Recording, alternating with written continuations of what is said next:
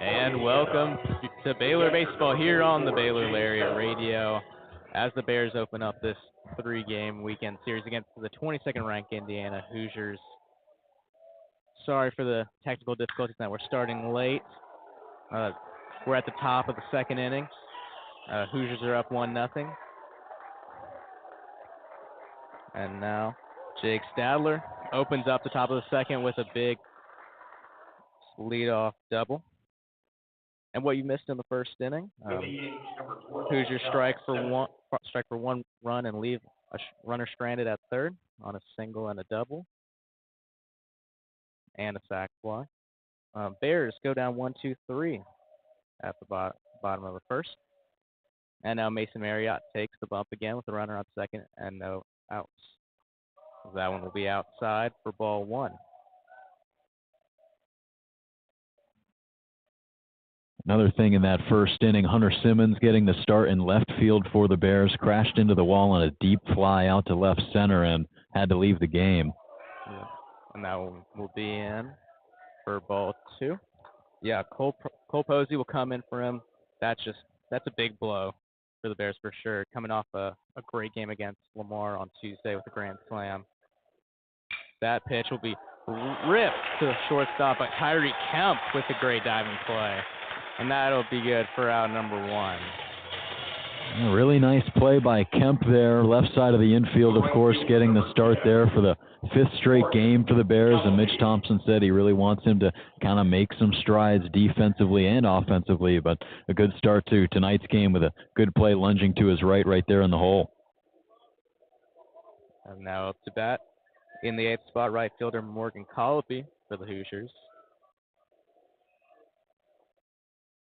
That pitch, he'll swing and miss at the breaking ball for strike one. Colopy currently hitting .200 on the year.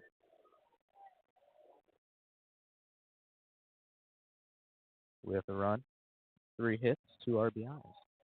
And he goes down 0-1 start in the pitch. And that breaking ball will get in there for strike number 2. Mason Marriott getting 2 quick strikes.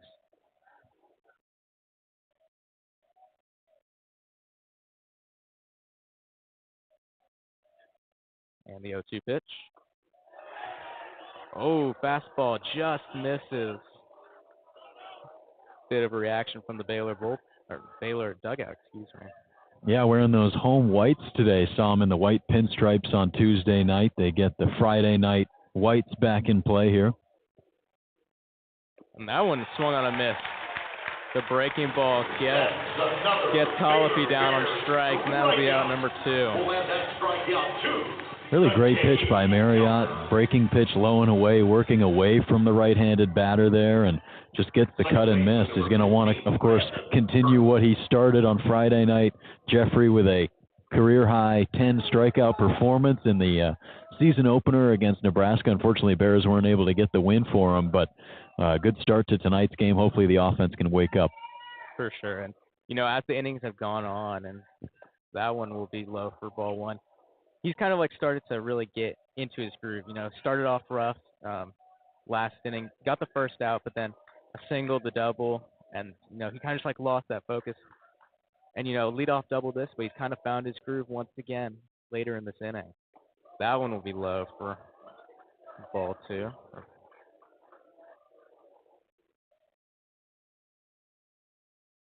Brandon Burkle with the hitter's count 2-0, 2 outs, runner on second. Oh, try to get a pick off at second, but the second baseman, Mason Greer, doesn't make an appeal to second. Marriott get back on the rubber.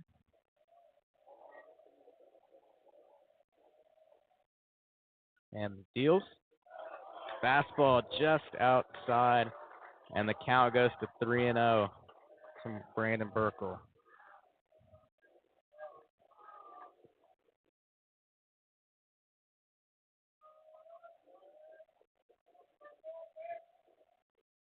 Kicks and deals. Outside, and it'll be a 4-pitch walk to Brandon Burkle. That'll get runners on first and second. And now coming up to bat, Carter Matheson blew out to left field, Hunter Simmons in left field in the first inning. Yeah, Jeffrey, we were going to definitely point that out pregame, give it a keys to the game, but of course kind of struggling getting the stream up, dealing with some technical difficulties. So thank you for joining us now from the Baylor Ballpark. But right there, Jeffrey, that's a perfect example of what you don't want to do against this team. Walk the 9-man in the order and then immediately brings up the man at the top of the order, Carter Matheson, who broke the record for Indiana in RBIs as a freshman, which was later broken the next season by his teammate Devin Taylor. And Jeffrey, this is a team that you cannot give up free bases to. Yeah, and pick off at second, not in time. But yeah, as you were saying, it's really a top-heavy lineup for Indiana, but that's the first half of the lineup. These are 4 or 5 guys that, they're hitting really well in the early season. And yeah, as you said, you can't get these guys on and get these guys big RBI opportunities. That one gets in for strike 2. Yeah, Matheson already 5 hits, 4 driven in, 2 homers on the year, so showcasing a lot of that power. And he kicks and deals. That one's inside, almost hits him in the shin.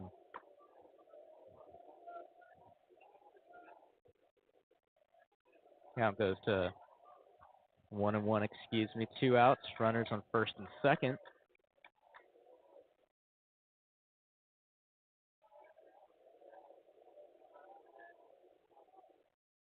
That one's high for ball 2.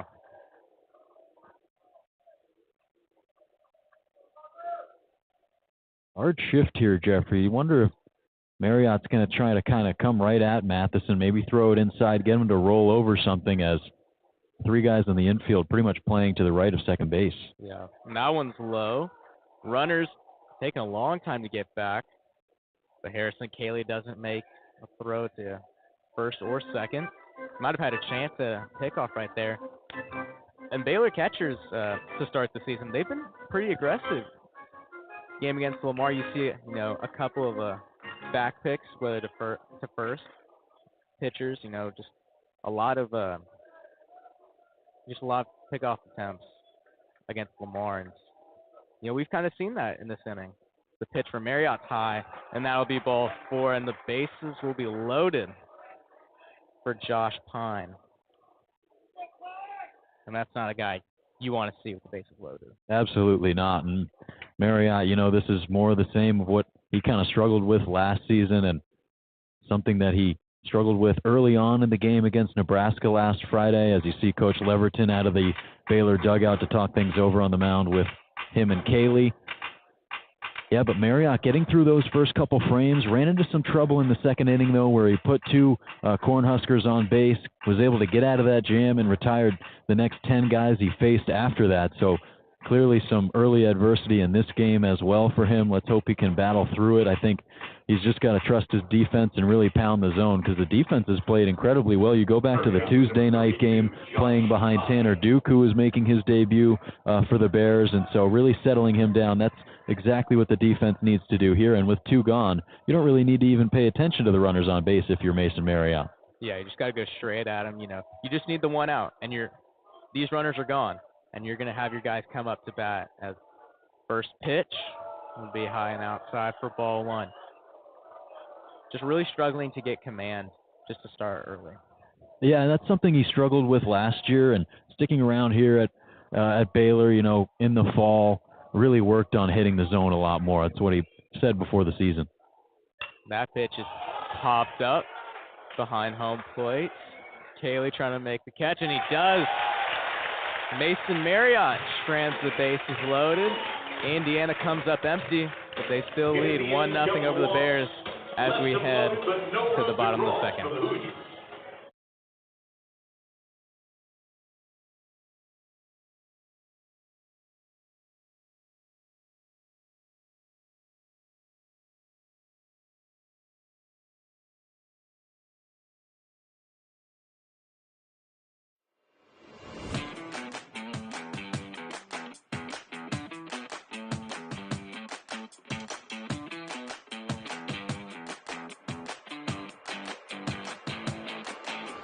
Hey Bears, are you always the last to know about what's happening at Baylor? Are you left Hey there, quiet in Bears. a group when Are talking you about living last your week's best life game? this year at Well, Baylor? You haven't gotten your morning buzz yet.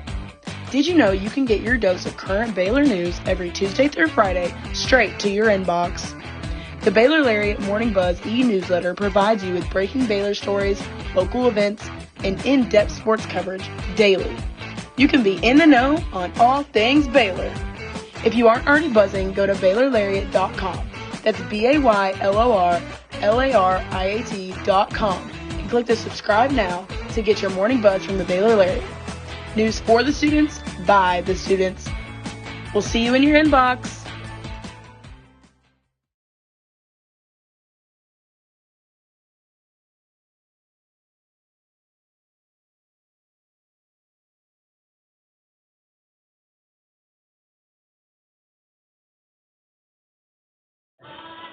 And we are back with the bottom of the second inning. Bears coming up. And the do-up for the Bears, left fielder Cole Posey coming in for Hunter Simmons after that injury in the first inning. Then Mason Greer at second base and Wesley Jordan at DH. Mason Marriott stranding bases loaded, getting out of that jam, hoping to ignite this team early. They're down 1-0. Cole Posey. Now to bat Cole Posey.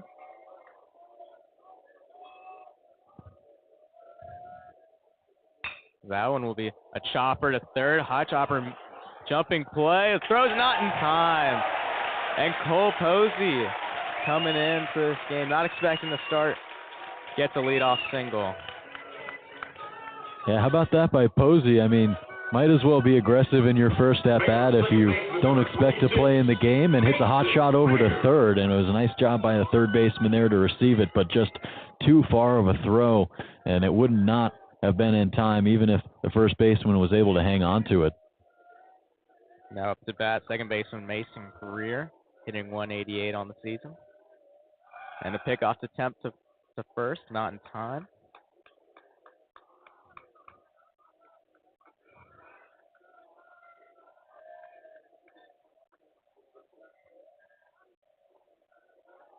Mason Greer going 0 for 4 against Lamar on Tuesday. And the first pitch, that one is fouled back. And it'll go hit the canopy on the stadium.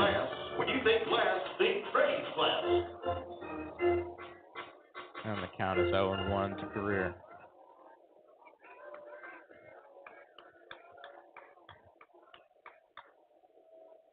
So one pitch. That one's inside. Just barely missed the shins of Greer.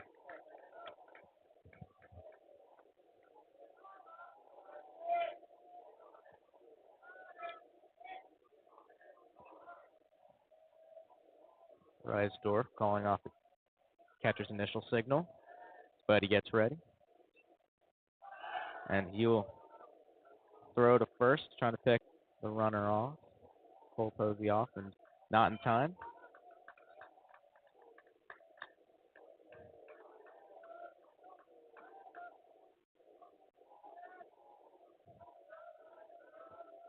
And the pitch.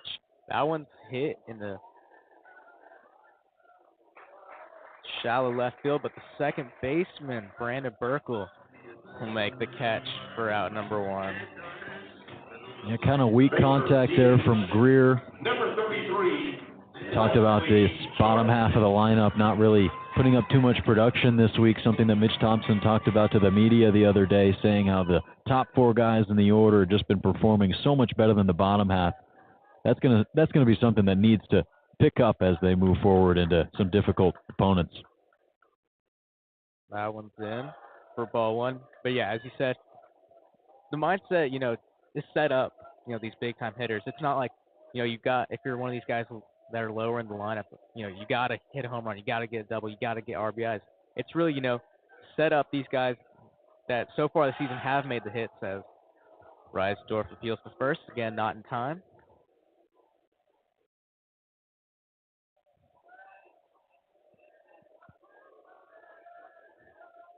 One and no count to Wesley Jordan. That one's high for ball 2. Wesley Jordan hitting 100 on the year, just 1 hit, an RBI.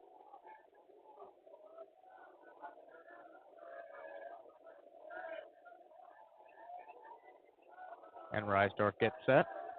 And the pitch. That one is fouled back.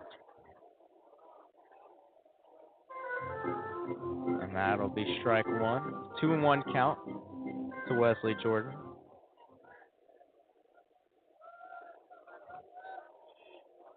They can really get some production from these low guys. That would just be a really big boost to the lower part of the lineup, especially early in the season. That pitch comes in for strike two. Counts tied up at 2. Yeah, I believe it's the top half of the order, and Hunter Simmons, Toplansky, Ty Johnson, and Enzo Apodaca. They have 22 of Baylor's 32 hits so far this season. Of course, the one hit so far tonight by the top half as well. And the 2-2 pitch. Gets in and catches him looking for strike 3, and that'll be out number 2 in the inning.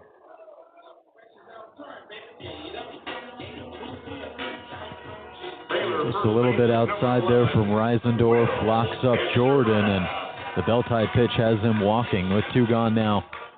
Pendergrass is going to have a chance with Posey still on first.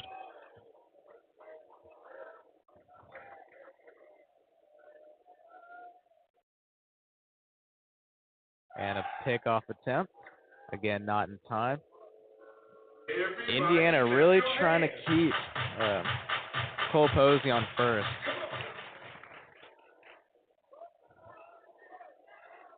Multiple pickoff attempts through the inning.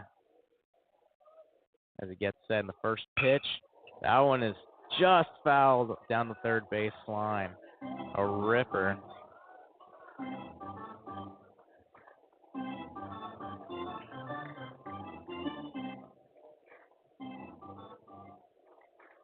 Pendergrass hoping to continue this inning.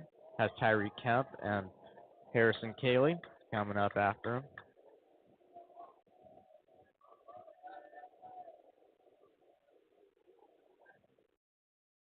And the 0-1 pitch. That one is fouled back again.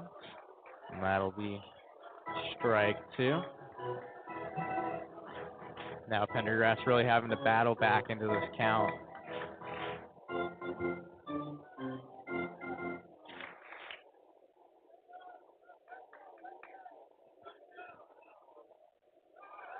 Another pickoff attempt to first, again not in time. Hearing some boos from the Baylor crowd.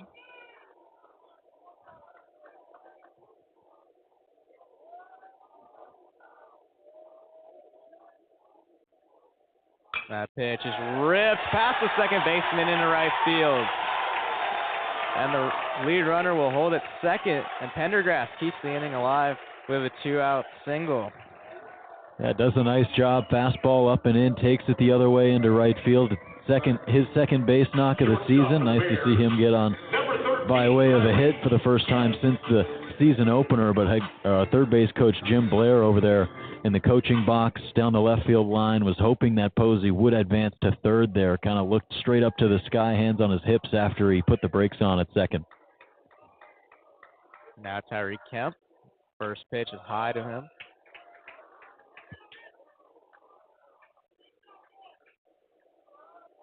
Gonzaga transfer. One of those guys that Coach Thompson's been really high on since his time at Baylor. Hoping to keep this inning going as that pitch is way outside for ball 2.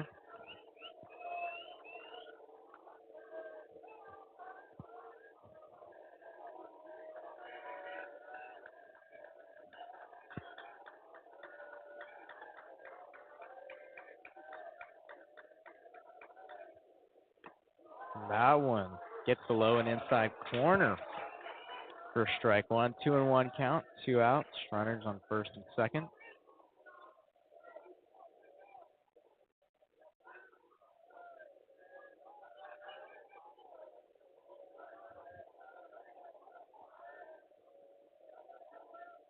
It's one pitch. Right at the knees for strike 2. Reisdorf finding his way back into the count with 2 consecutive strikes. Ties the count at 2. Looking to get out of this inning and strand these 2 runners.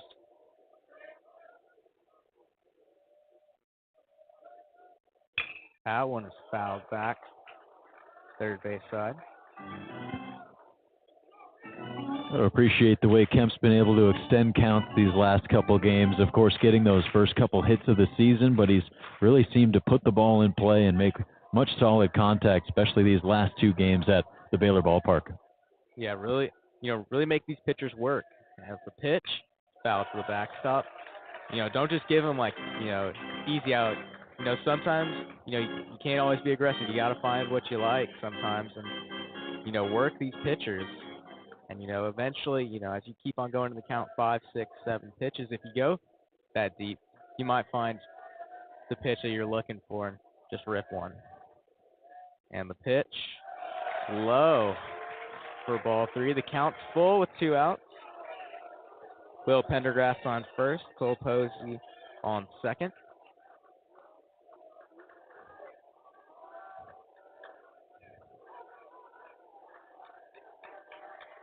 Payoff pitch. Rip down the left field line and just foul.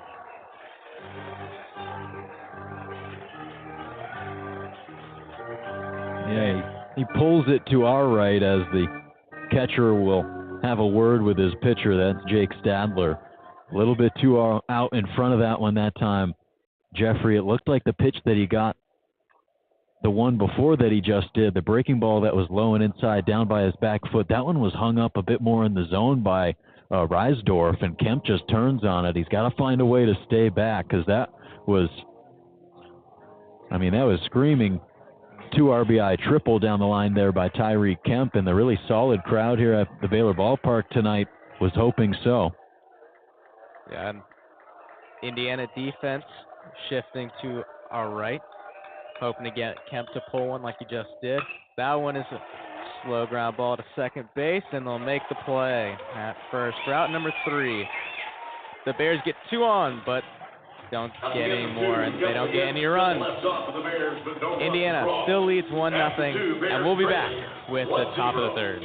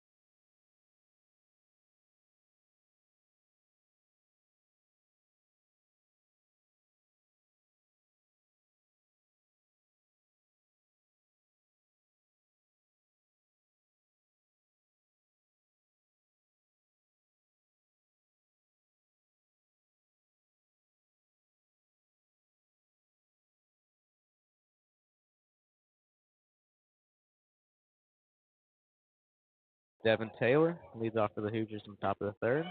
As he looks at that breaking ball for strike 1. Devin Taylor got a double back in the first inning. That would take Josh Pine to third. He'd eventually score on the sac fly to Brock Tibbetts. He swings and hits it off himself for a foul ball.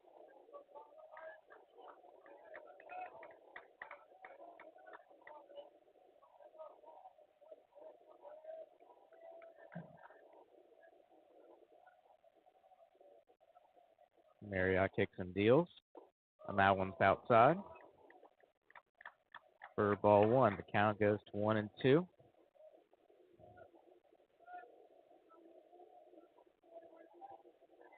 1-2 pitch. Another outside.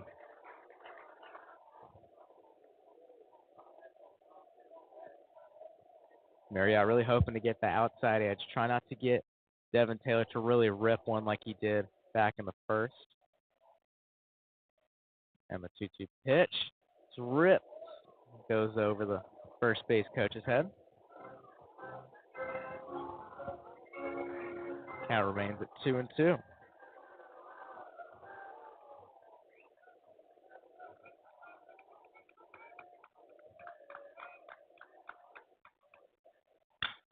That one's foul.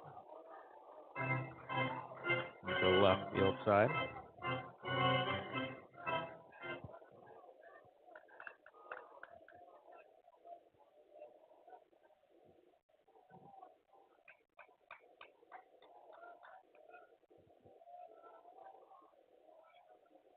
And the 2-2 pitch. Fouls off the bat. It's kind of like a check swing. Wasn't too confident on that one, but the breaking ball just makes contact. Guys in the dugout kind of giving it to him as he exchanged some laughs with the guy in the on-deck circle. That's Brock Tibbetts awaiting his second AB. Taylor coming into the season with a lot of momentum in this series. That one's inside, gets him to go back a little. Preseason All-American by a perfect game, and on the Golden Spikes watch list, one of 55 guys included in that list for Devin Taylor, so a lot of expectations for the left fielder. And he's really lived up to it so far this season, hitting .500. The pitch hits the dirt, and that'll be ball four as Marriott gives up another leadoff base runner. Now up to bat, Brock Tibbetts. The first baseman, number 9, Brock Tibbetts. Back in the first inning, had sac fly, which would score Josh Pine. It was a great play by Will Pendergrass with the dive and catch behind first base. This time, not as easy of an RBI opportunity, only a runner at first, but no outs. And Marriott with the 0-0 pitch. And you'll get that in for strike one on the fastball.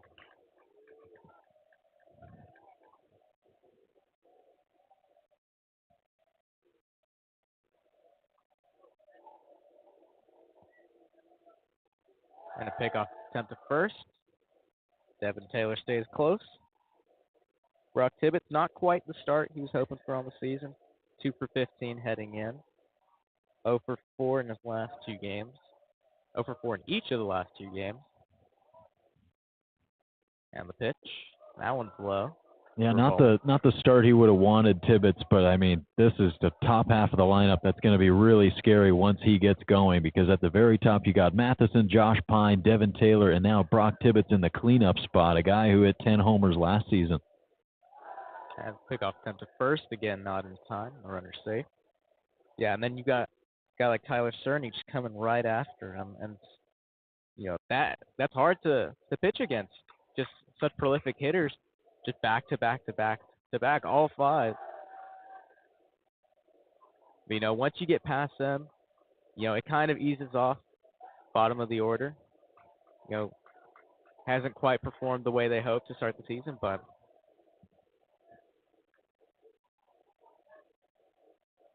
pitch comes in, and that's swung on and missed it on a breaking ball in the dirt. Count moves to 1-2. Oh. Bad throw by Harrison Cayley. Yeah, Cayley just hangs on to it for a bit too long, and he chucks it right down the line towards Hunter Toplansky at third. Luckily, Toplansky was kind of hanging out right by the bag there on the infield grass, and Devin Taylor was looking at his first base coach, because with his speed, he would have been right there on second base after that little mishap by Cayley. Yeah, you just got to really be like attentive to these things, because missed throw, and Toplansky back, because that one's ripped over Toplansky's head into left field, and they'll go all the way to the wall. Devin Taylor coming around third, and he will score. It's an RBI double for Tyler Cerny, excuse me. Oh, no, excuse me. It is Brock Tibbetts. And that's his second RBI of the game. Both RBIs for the Hoosiers. That picks up his fourth and fifth RBIs so far tonight, and really good start today for Brock Tibbetts. That's his first extra base hit of the season, Jeffrey, so hopefully kind of turning a corner for Tibbetts. As you mentioned, a bit of a rocky start to the year, but has been making an impact in every way possible, including that third sacrifice of the year that he had just an inning or 2 innings ago. Now Tyler Cerny, he'll look at that one. That's high for ball 1. And like we were saying, Tyler Cerny, he just kind of rounds out that really good top of the order, hitting .500 in the year. Struck out first time up this game, but he swings and misses with that breaking ball. And that's really what's gotten him today so far. And another missed throw from Cayley. Yeah, that one got by Marriott too. Just like skipped into the rubber there in front of him, and Tyreek Kemp had to go pick it up for him. Luckily, Tibbetts on second isn't going to go anywhere because the ball was right in front of him. But still, he can't be making mistakes like that. Yeah, especially that one's in perspective, but especially against a good team and a really good lineup, they'll make you pay for those small mistakes. They've got guys that are fast, like a guy like Devin Taylor. You've got fast guys that will make you pay for these small mistakes. So you really just got to stay focused, stay locked in every pitch. That one's a breaking ball check swing. No, he doesn't go. And the count will be tied up at 2. No outs with the runner on second.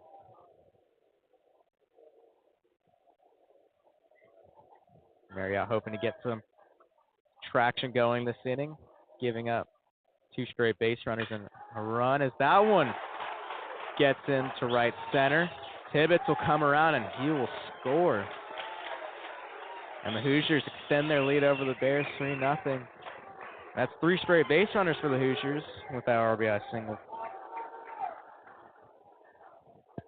Yeah, Cerny through the right side there, and just a good piece of hitting. Fastball over the outer half of the plate. Marriott left it a little bit up above the belt, and Cerny makes him pay. Just shoots it through the right side and scores Tibbetts easily from second. So the Hoosiers just routinely picking up some more runs here in the top of the third.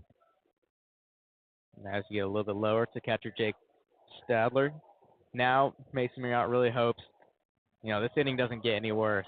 You've gone through the big part of the lineup. Okay, Stadler hitting 111 coming into this game.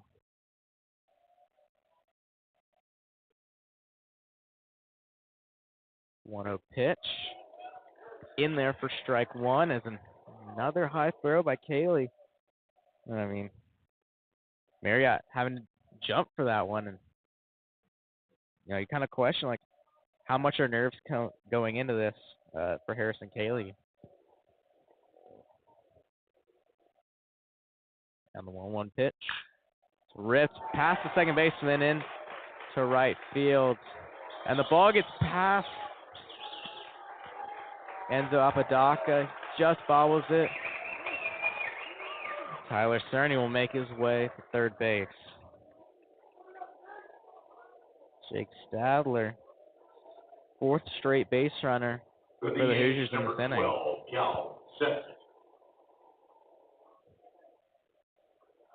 Yeah, this time pulled through that hole between second and third. Greer can't get to it. Playing closer towards double play depth there that time, so a bit closer to the bag at second. Can't really get into the range to make a play on that. Of course, you said Apodaca, bobbling it a little bit out there and right, but able to recover, and the runner stops at third. And the first pitch to Cal Sefcik. And again, I hate to keep on pointing this out, but Cayley's kind of, it's like he's got butterflies in his stomach. He's making a lot of bad throws back to the pitcher. He's throwing it from one knee, so maybe you got to stand up and deliver a better throw up there. Now James Leverton will step onto the mound. That's not something that we've had to talk about so far this year, Jeffrey. Of course, your first time with the broadcast, so welcome on. Of course, we weren't able to do kind of a normal pregame show today, so we thank you for joining us, of course. Yeah. And, tough start to this one. I mean, James Leverton probably out there trying to calm the nerves of Marriott. It doesn't help that he's getting, throws off target from his catcher back up to the mound. But, of course, with runners on the corners here, nobody out, just trying to get a ground ball, trying to get weak contact. Indiana's, benefited from a couple of seeing eye singles that get through the holes here in the infield, and then one really strong line drive from Brock Tibbetts. That's the difference in this frame, and they've already put up 2 runs. So it's just a really good team that's showing their teeth in Indiana, and Baylor's going to have to respond to it. Absolutely. And this it's almost like the opposite of what we saw with Mason Marriott his last time out, as he appeals to first base, doesn't get the throw in time. But yeah, last time out, as we said earlier, 5.1 no-hit innings, 10 strikeouts. But now today, through 2+ innings, 3 runs, 6 hits, a check swing. No, he doesn't go on the breaking ball,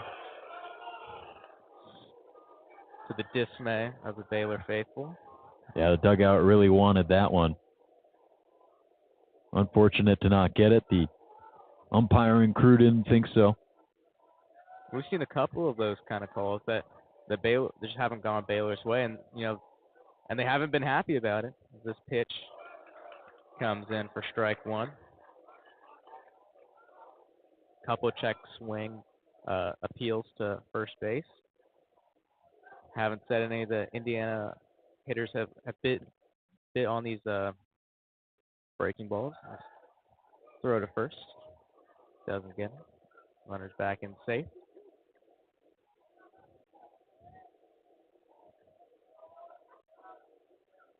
Two 1 count, no outs. Mikhalczyk. He rips that one into right field. Enzo Apodaca gets under it and will make the throw to second, but the runner will score. Tyler Cerny. And the Hoosiers tack on another one. 4-0 with the sac fly from Mikhalczyk. The right fielder, number 10, Morgan. Yeah, just getting it any way they can, Indiana. And lazy fly ball into right field will do just that. Scores the speedy Tyler Cerny from third, and they take that 4-0 lead. So Baylor an early 4-0 lead on Tuesday night, going to have to play from behind now. And the first pitch, Morgan Colopy. Breaking ball that'll just get the inside edge for strike 1.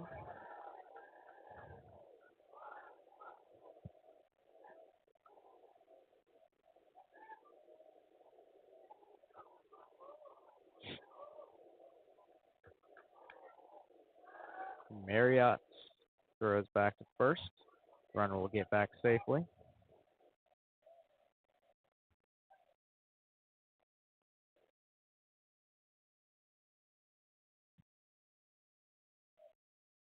And we go 1 pitch. Shows bunt, but that one's in the dirt, and the hitter will pull back. And that'll be ball 1.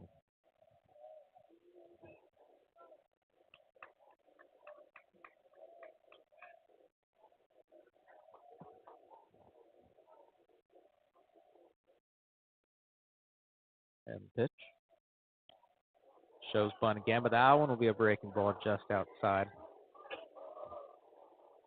Marriott dropping that throw from Cayley. And again, I think this is probably the 3rd inning in a row that it's been a slow start for Mason Marriott each inning. Eventually starts to find some traction, but again, this inning is just really thin. As that one's hit deep, hit far into center field, and it is gone. Morgan Colopy with the 2-run home run.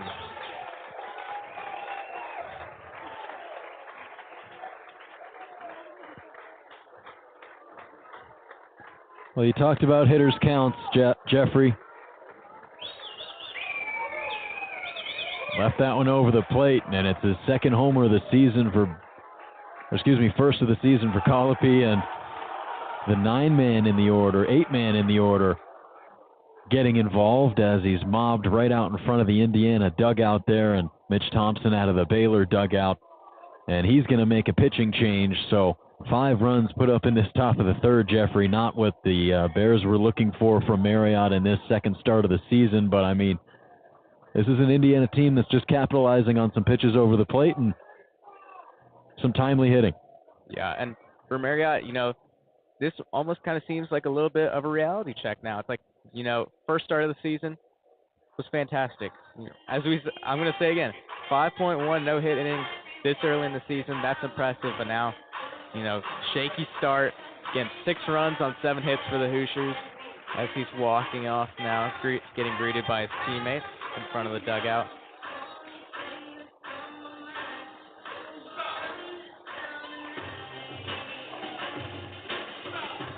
And now the mindset, how do you bounce back, right? This game has not gone according to plan at all.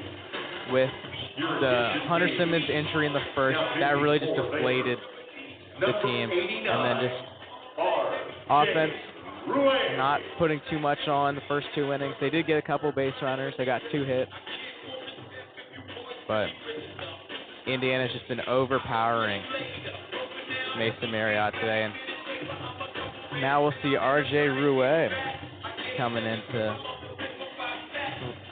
for relief.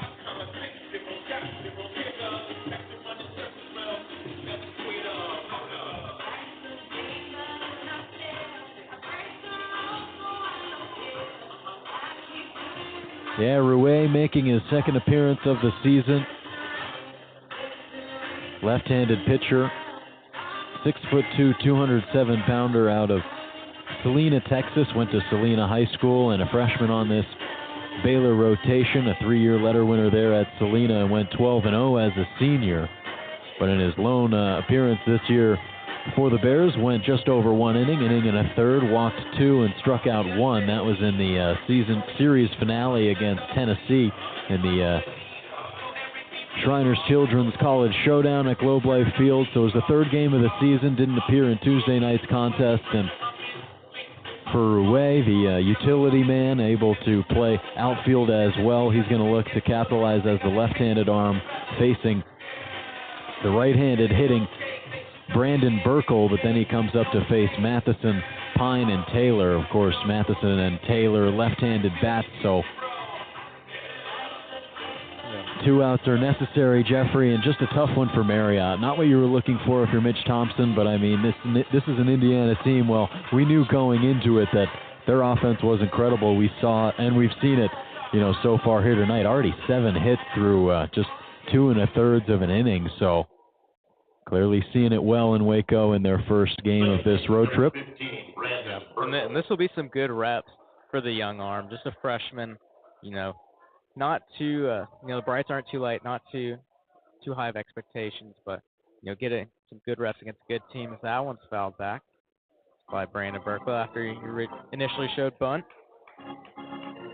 Yeah, nice to bring him in with the bases empty after the home run. Just don't try to bring him in a situation where he might be a little bit more uncomfortable. Yeah. And that ball would be low and inside for ball 1. Count's now tied up at 1 with 1 out. No runners on. Kicks and deals. That breaking ball gets in for strike 2. Now the mindset's really just like, how can we just keep on chipping away? There's still plenty of game left. We're only in the top of the 3rd. Got 9 innings to play. That one is swung on and missed. And R.J. Rouet making his presence known with a strikeout to start his appearance. Breaking ball low and in. Burkle swings right over it. Kind of finds that hole of the swing towards the back knee, and perfectly located pitch for the first K and 2nd overall of the year for R.J. Rouet. And now he'll face the top of the lineup with Carter Matheson, who flew out to left field in the first inning. That pitch will call the ball for ball 1.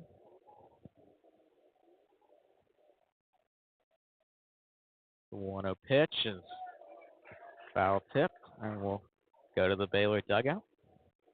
Count's tied up at 1. You can really get some quality innings from, these bullpen guys, these relief pitchers. I think that would just be a big boost. It's not been a very good game for Baylor pitching thus far, but to really just, get some guys, get some good reps for these relief pitchers, It's big. It's big in this game. Sounds the ball on 2-1. That one's fouled up. And it'll go just beyond the field. Going over the Baylor dugout. Fan almost made the catch. Not quite. Count's tied up at 2.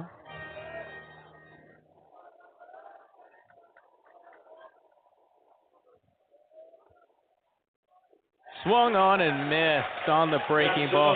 R.J. Rouet comes in relief for Mason Marriott. Gets 2 strikeouts to end the inning. Indiana strikes for 5 and takes the lead 6-0 over the Baylor Bears.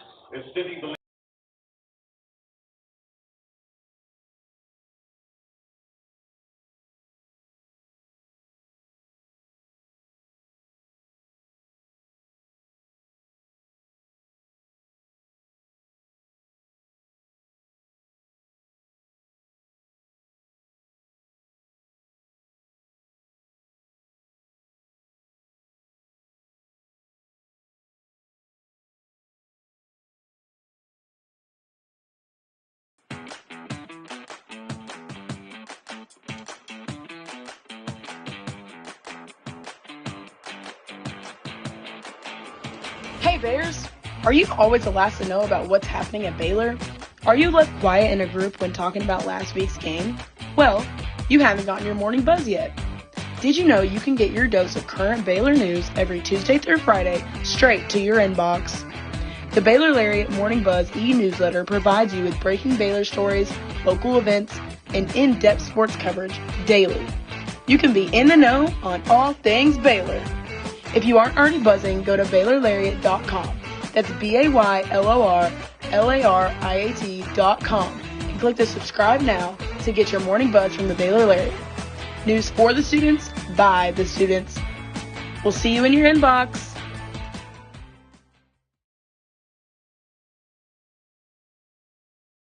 On the Baylor Lariat Radio, as the Bears trying to chip away at the 6-run Indiana lead. And leading off for the Bears is catcher Harrison Cayley.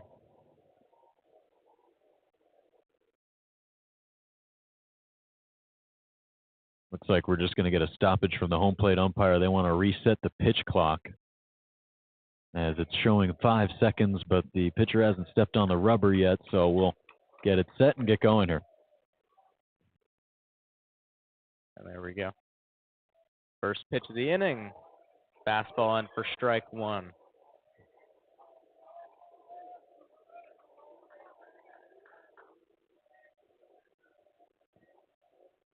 And that one will be outside and gets past the catcher. Luckily for them, no base runners are on. Harrison Cayley is the leadoff hitter for the bottom of the 3rd.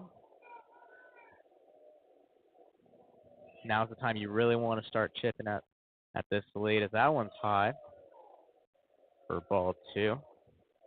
Cayley hoping to get on base for Enzo Apodaca at the start of the line, top of the lineup. Another heater for a fastball. Count tied up at 2. No out.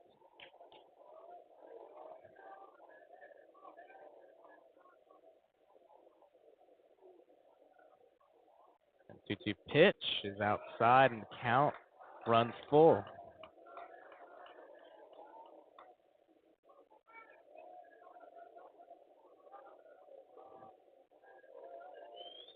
And the full count pitch is low and outside, and Harrison Cayley will lead off the bottom of the 3rd with a walk. And that's exactly what you want as you turn over the lineup, is to get that lead base runner on for Enzo Apodaca. Exactly right, Jeffrey. Coming into this game, the bottom 4 guys in the Baylor lineup batting sub 100 on the year, so that's something that they're going to want to do. Just get on base in any way possible, because we know how great the top half of this lineup has been hitting. And the first pitch, be just at the knees for strike 1.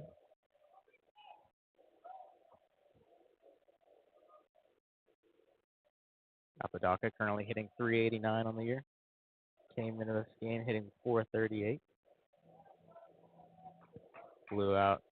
left field in the first inning.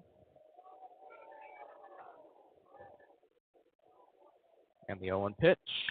Swung on and ripped into right field, and it'll bounce right in front of Morgan Colopy in right field.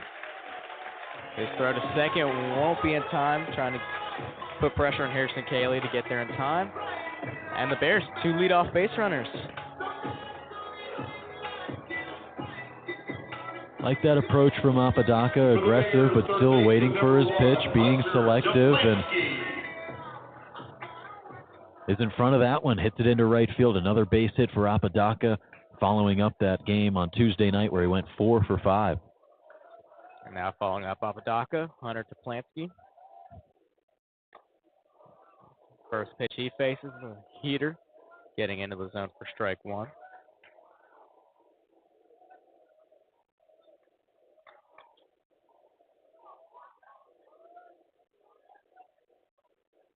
And second pitch, just low. Hoosier infield, shifting to the right. Clancy a lefty. With that big gap in between second and third base. And that one he swings and misses on the breaking ball for strike 2. Yeah, Toplansky all over that pitch, but it's a breaking ball that dips just beneath the end of his bat. He swings right over top at a perfect pitch there by Reisdorf. Looks followed up with another one. And the pitch swung on and a slow dribbler. Foul ball to the Indiana dugout. And the count will remain at 1-2.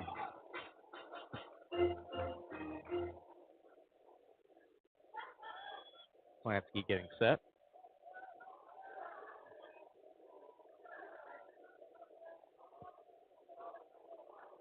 And the 1-2 pitch. Swung on. Ground ball in between the second and third gap, and the runners will move up only 1 base, and the bases are loaded with no outs. 3 straight base runners for the Bears. And I think this is a pretty good response for that last inning. Oh, yeah, and how about that opposite field hitting by Toplansky? You just mentioned how Indiana shifted to the right for the left-handed batter. He takes that outside fastball right off the end of the bat, through that gaping hole in the left side of the infield. An easy single, and now the Bears got him juiced. Now Ty Johnson in a big spot, and the Hoosiers will have a little talk at the mound.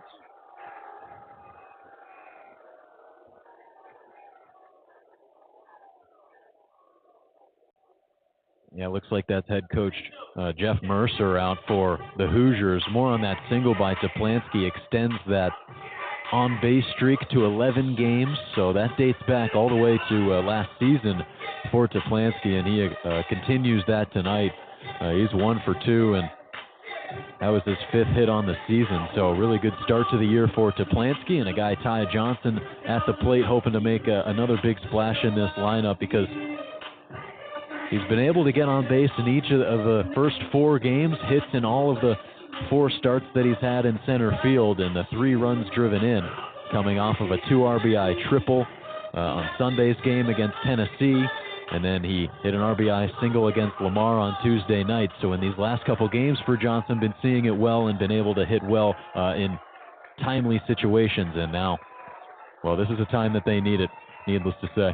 Yeah, great opportunity to chip away at this lead. Right after, Indiana came out just swinging at the top of the third, as that one would get in for strike 1. It's going to be very difficult for Reisdorf to get out of this. Bases loaded, no outs. Now it's the 0-1 count to Ty Johnson. That one is a slow dribbler, and it's called just foul. Really close down that first base line. Everybody clap your hands. Yeah, Matt McKendry, the first base ump, was standing right behind the first baseman, Brock Tibbetts, who was just behind the bag there at first and just looked like it was maybe 2 or 3 inches to the right of that bag, Jeffrey. Just not a lot of space at all. Tough to tell from here, though. Yeah, absolutely. I mean, first glance at it, I thought, this is going to be a, ground out, 3 unassisted, like first baseman unassisted. Bears catch, might have caught a little break right there. Ty Johnson swings and misses at the breaking ball for strike 3, and that's the first out of the inning. Yeah, frustrated with himself, headed back to the dugout right now. Just his 4th strikeout of the season, and one that he clearly chases low and away. You got to respect the pitch from Reisdorf. Able to locate it well, and now with one gone, here's Cole Posey hitting in the absence of Hunter Simmons, who left the game in the first frame with an injury. Now with that first out, that was a big first out. Reisdorf now kind of sees the light at the end of the tunnel. Just needs a double play, as that pitch will be low and outside.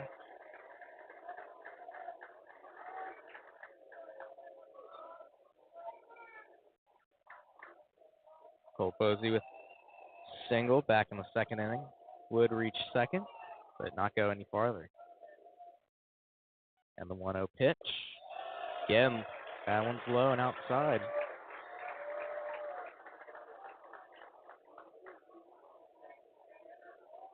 Really trying to get Cole Posey to roll over this one, get that double play. And the 2-0 pitch.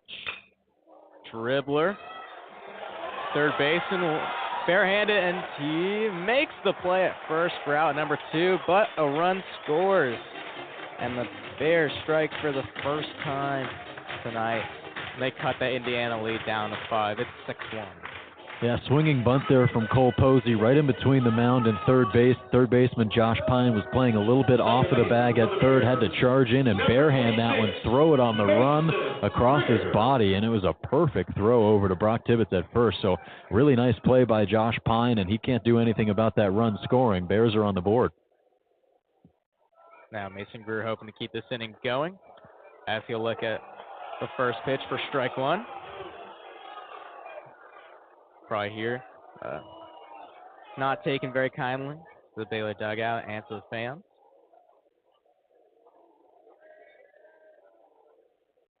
And the 0-1 pitch. Ground ball just foul down the first base line. And the count moves to 0-2 really quickly.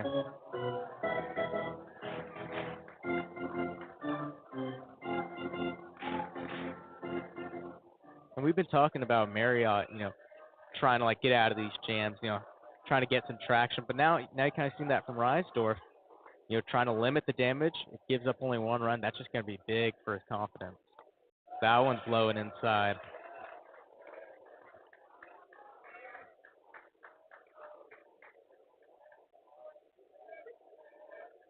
Beautiful night here at Baylor Ballpark. You got McLean Stadium in the background in the Waco night.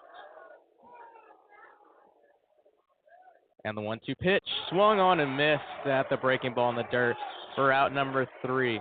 Bears strike for their first run of the inning, but they strand 2. Still down to the Indiana Hoosiers by 5 runs. It's 6-1 at the end of 3.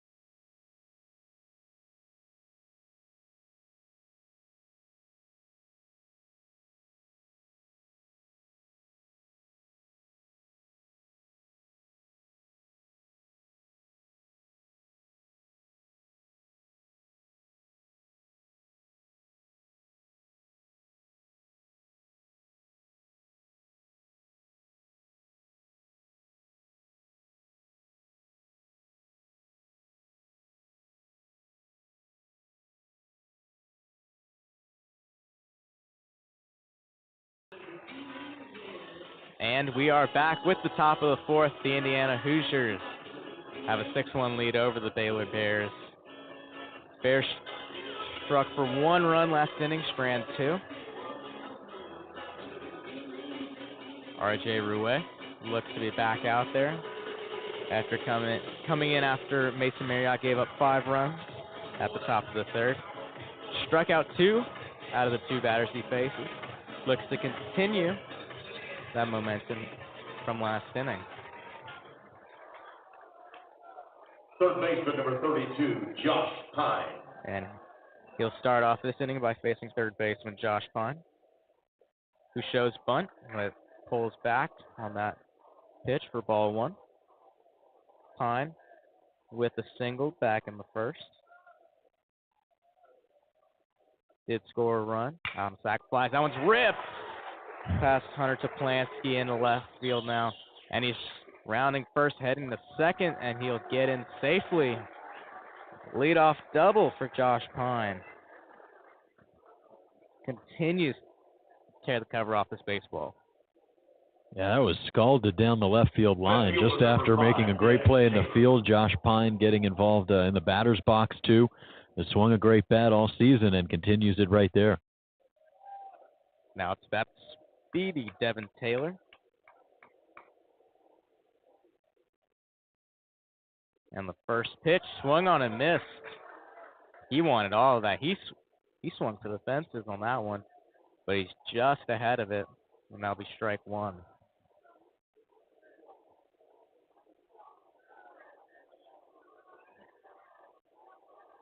Second pitch is fouled back.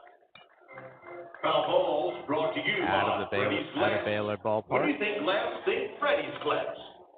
Devin Taylor with the double back in the first, walk in the third. Hopes to get on base for a third time in 4 innings. Got a runner on second with no outs, and the pitch swung on in a slow dribbler to Toplansky at third. And a close play, and he's just out at first. But it looks like the Hoosiers might ask for a review on this one. Yeah, you saw the first base coach and Jeff Mercer, the coach, step right outside of the Indiana dugout, which is on the first base side, with his hands right over his ears. So you know what that means, Jeffrey.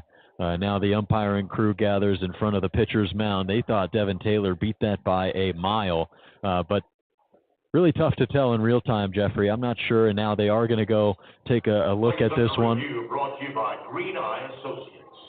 So the play will be under review. Had a couple different stoppages in this game so far, Jeffrey. The injury timeout in left center, and now plenty of mound visits, and now a review.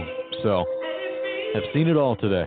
Yeah, not what you typically expect, in the first 3+ innings, but yeah, that might be like one of the reasons why I think Baylor might be off. It's just, your timing's kind of off. Your rhythm is not there, but yeah, definitely on that play, you could tell Devin Taylor, he thought he was safe for sure. You could just tell by the surprised expression on his face when I call him out. But yeah, it's just a bang play at first, and hopefully the umpires will get a good look at this one. Yeah, of course, we're waiting here to see the replay on the left center field scoreboard, the brand new scoreboard in left center.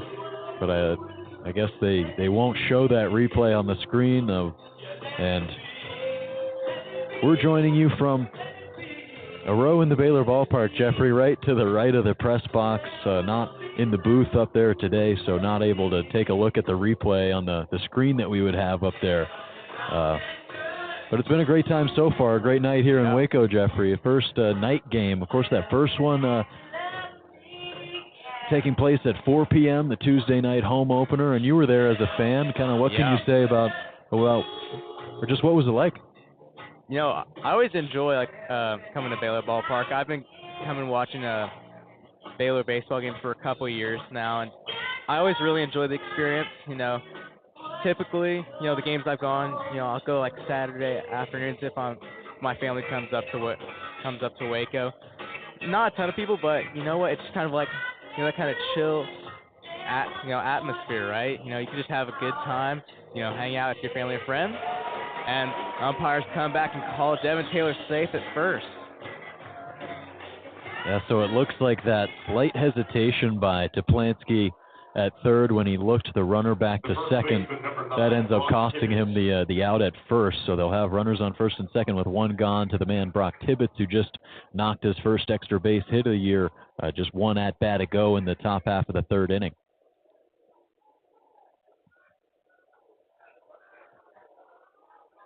Yeah, Rouet kicks the deal for the first pitch. That one was just below the knees for ball one.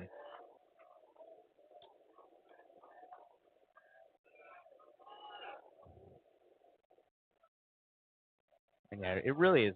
It's a beautiful night tonight here in Waco. Great temperatures. Not too windy tonight. That's good. As that one's in the dirt for ball two.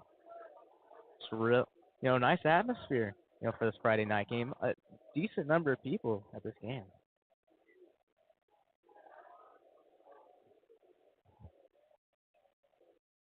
2-0 pitch to Tibbetts. Hit high. Down the right field line in foul territory. Will Pendergrass trekking all the way out into right field. Doesn't make the play, but it will be a foul ball. Count moves to 2-1. No outs. Would you say we're about close to 50% capacity today? 40% maybe? Yeah, maybe. In the grandstands, at least, I think. Yeah. I think those bleachers out in left field kind of tank that percentage a little bit, but, a pretty good crowd for an early season matchup as he shows bunt. He'll get that down. Third baseman Toplansky, not in time on his throw, and the bases will be loaded with no outs. Rouet, again, not quite the same momentum he had coming in last inning. Just Indiana, just really jumping on these pitches, being aggressive, and we'll get another mound visit for the Bears. Yeah, here's Coach Lev out of the Baylor dugout. Looks like the entire infield will kind of have a conversation here with the bases juiced. Just one out in the inning. No out in the inning. Jeffrey has. Yeah, beating that one out there. That was Tyler Cerny at first. Brock Tibbetts at first. Easy, Jeffrey. And now that was just one by Toplansky where he calls off his pitcher. Rouet was making his way over to it, kind of trying to see if he could make a play on it. Of course, as a left-handed pitcher, he kind of has to circle all the way around that ball to make the throw to first. So Toplansky, that kind of threw him off. He was already charging for the ball, but then had to hesitate a little as Rouet stepped in the way, and so he had to call him off, and that ends up kind of taking too much time to get Tibbetts at first. And now with the bases juiced and nobody out, here's Tyler Cerny, a guy who has reached once in this game already by way of the double. And swings and misses with the breaking ball for strike one. Check that was a single by Cerny his last time up in the top of the third. Yeah.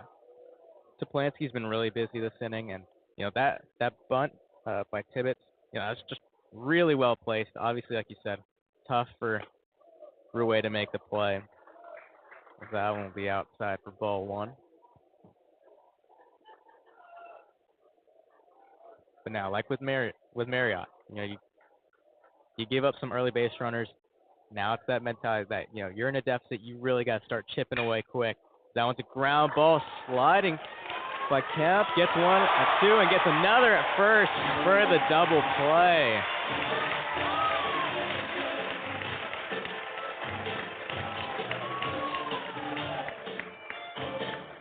Yeah, it does score the run Pine from third, but what a play by Tyreek Kemp. Has to slide to his right on the backhand, snares that one, and then quickly up on one knee.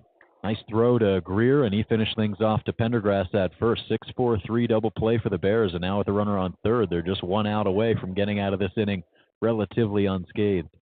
Yeah, that was really big. With bases loaded and no outs, as that one will be ball one. It's really just a mentality of, limiting the damage. If you can get out there and give up no runs, that's fantastic. If you give up one, that's better than, another option, which would be, multiple runs in the inning. You just can't really afford that after the 5-run third inning the Hoosiers had. Jake Stadler up in the count, 2-0. He'll swing and miss at the slider. Stadler with a single back in the third inning. Would eventually come all the way around and score.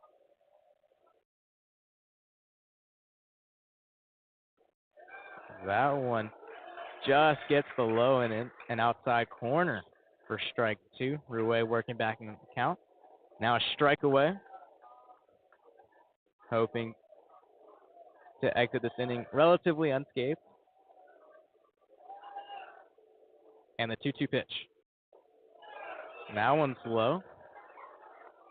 Stadler looked like he almost started to swing, but holds himself back. And the count runs full with 2 outs. Runner at third. Devin Taylor at third. Swung on and a pop-up in the infield. And a great play by R.J. Rouet to get the third out, and he gets out of the inning. Only 1 run for the Hoosiers, and they stranded Devin Taylor on third.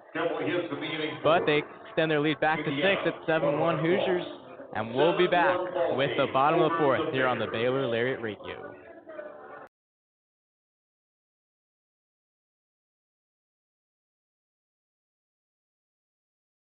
Here at Baylor? Well, we've got great news. The Baylor Roundup Yearbook has been right there with you, capturing those memories at every event. So don't forget to buy your 2022-23 Baylor Roundup Yearbook today and share your memories with friends and family for generations to come. But wait, did you already graduate? Don't worry, we've got you covered. We have yearbooks dating all the way back to 1896. So visit our website today at www.baylor.edu/roundup and order your copy. That's www.baylor.edu/ROUNDUP. Have a great year, Bears, and sick 'em.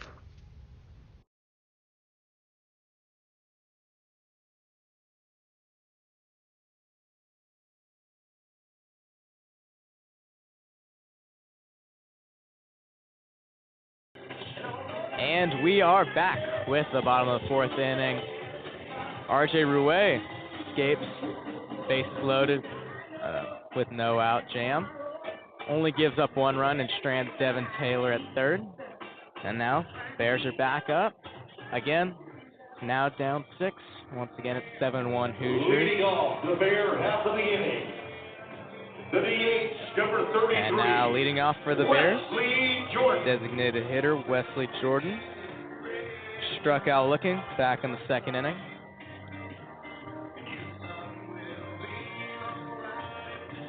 Looks like we're waiting once again for the pitch clock to reset.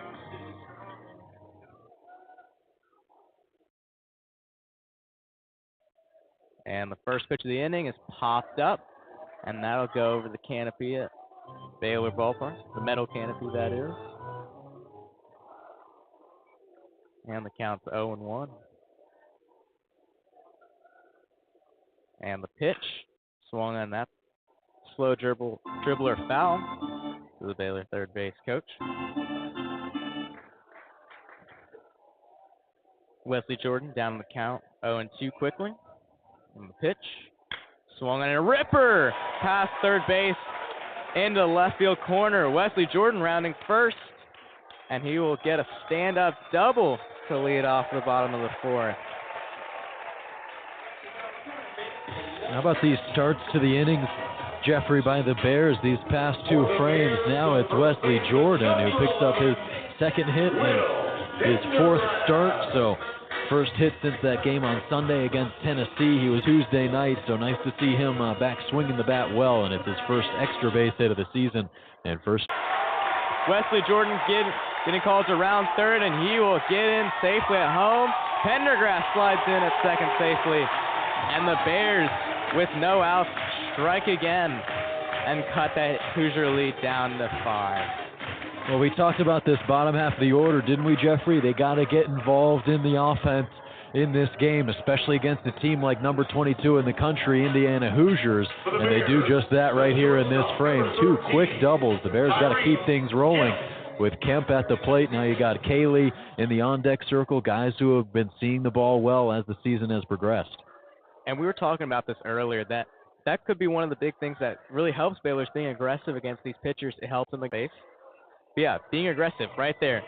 First pitch, hard line drive, unfortunately for the Bears. Devin Taylor right there for the catch. But yeah, just being aggressive so far helped in these last 2 innings. I think earlier in the game, they were kind of holding back, working the count. Didn't get too much going. Now they're back to, their aggressive ways at the plate. And they're cashing in. That one will be a heater in for strike 1. Harrison Cayley, getting in more of a rhythm as we've gotten into the game. No bad throws since that second inning. That one is low for ball 1. Kind of feeling that groove. Now he's gotten deeper into this game. The pitch will be in for strike 2. Harrison Cayley with a walk in the third would eventually come around to score in that third inning for the Bears, where he was their only run. That one hits the dirt in the left-handed batter's box. That'll be ball 2. The count's tied up, 2-2. 1 out. Will Pendergrass at second.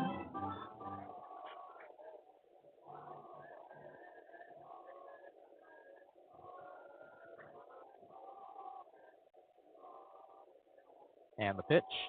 That one's high and inside. Got Cayley to turn back a little bit, try not to get hit there. Nearly clipped his jersey. I'm sure he would have taken that free base if it did. Already walked once tonight. His solo hit on the season was a solo homer. Looking to get Pendergrass home. The pitch is outside for ball 4. And it'll be a 1-out walk. Bears have runners on first and second. Harrison Cayley, second walk of the game. So in the end, gets a free 90. This time doesn't have to get hit for it. Just has to face 4 balls. And he'll make it to first. Yeah, now you'll see Jeff Mercer step out of the Indiana dugout after the Hoosiers infield gathered at the mound to talk things over with their pitcher, calm him down a bit. And then after their conversation, it looked like they were going to break it, but then Mercer steps out of the dugout right now, and he will make a move to the bullpen. So that's going to be the day for Braden Reisdorf. He can't complete 4 innings of work, so doesn't get close to matching that season high of the season by going just over 4 innings on the Friday night contest. But a pretty good start for him, and the Bears clearly giving him some trouble in these last 2 frames, so they'll go to the pen for the first time. Yeah, and really, he got the job done they needed to. The offense has really been like the focus for Indiana today, obviously with 7 runs on 10 hits through the first 4 frames. So, he's only given up, or Reisdorf has only given up 2 runs on 6 hits. He's really gotten the job done. You don't need him to go like 4 no-hit innings in this game. You just need him to, not give up too many runs. Keep this game at a good distance, and that's what he's done. Still a 5-run game.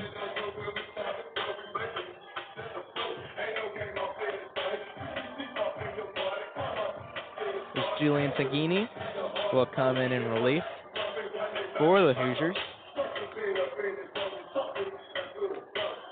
And now last season, Reisdorf holding opponents to 3 earned runs or fewer in 23 of 25 of his outings. So he does more of that tonight against the Bears. Of course, the runners on base would be charged to him if they were able to come around and score.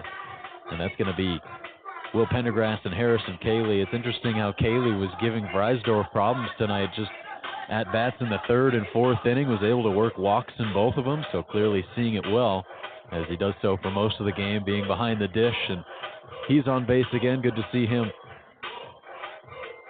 having a good start to the season. The catching role is not something that's necessarily set in stone for these Baylor Bears on the everyday basis. You'll see plenty of different guys get in there, like Braden Buchanan, the freshman, getting starts at first and moving into the catching role. Harrison Cayley, Cortland Castle getting starts there as well. So really good to see a lot of guys get into the game, Jeffrey. So hopefully they're able to do some damage here against a new arm in the game. Bullpens have pitched really well against the Bears this year. It's something that they haven't been able to do well of. It seems like they've kind of had the offense wake up for either the first half or the second half of the game, just kind of pockets of pressure on the pitchers it seems like they've had so far this season, Jeffrey. They've been trying to extend it out for a full 9 innings of a game. Of course, the offense slightly quiet in those first few frames, so hopefully working to build up some momentum as this game goes on.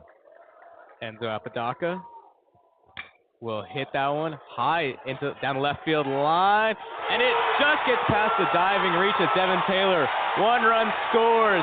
Here comes another, and he will score.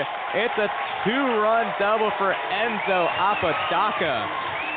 And the Bears chipping away at that lead. Used to be 5, now it's 3. We still got plenty of baseball left. Attacks that first pitch low and away. What's the best way to make a pitcher uncomfortable right when he enters the game? You swing at the first pitch and hit it down the left field line for a double. Devin Taylor is a great left fielder. That ball was trailing way away from him. He gave it chase and came up just short. And fortunately for the Bears, it falls in and they make it a 7-4 game. And like we were saying earlier, the guys at the bottom of the lineup, their job's to get on base, as that one will be high for ball 1. Set up the guys that are up in the lineup, like Enzo Apodaca. Exactly what we just saw. Okay, Harrison Cayley, Will Pendergrass on base. Enzo Apodaca hits him in with a double. That's exactly what Mitch Thompson was looking for going into this weekend. He's got to be thrilled, but the Bears got to stay hungry, still down 3. Absolutely. Now Hunter Toplansky up to bat, as he'll look at that one for ball 2. Count moves in his favor, 2-0. Still only 1 out in the inning. Bears looking to tack on a couple more. Toplansky had a single back in the 3rd inning. As he'll look at that one, that's outside for ball 3. Count goes to 3-0.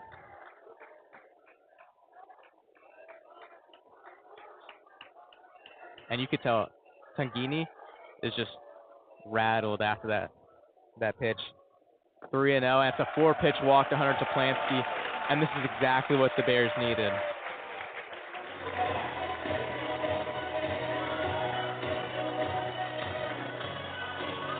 They give these fans a reason to stay in their seats tonight, Jeffrey.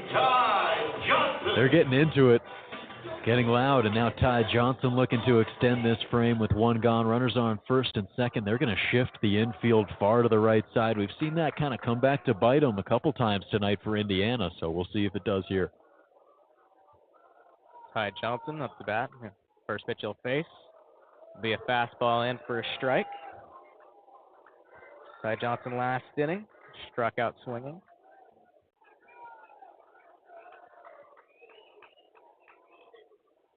Still foul tip that one, and he'll get past the catcher and the home plate umpire. Go all the way to the wall. And the count quickly goes to 0-2.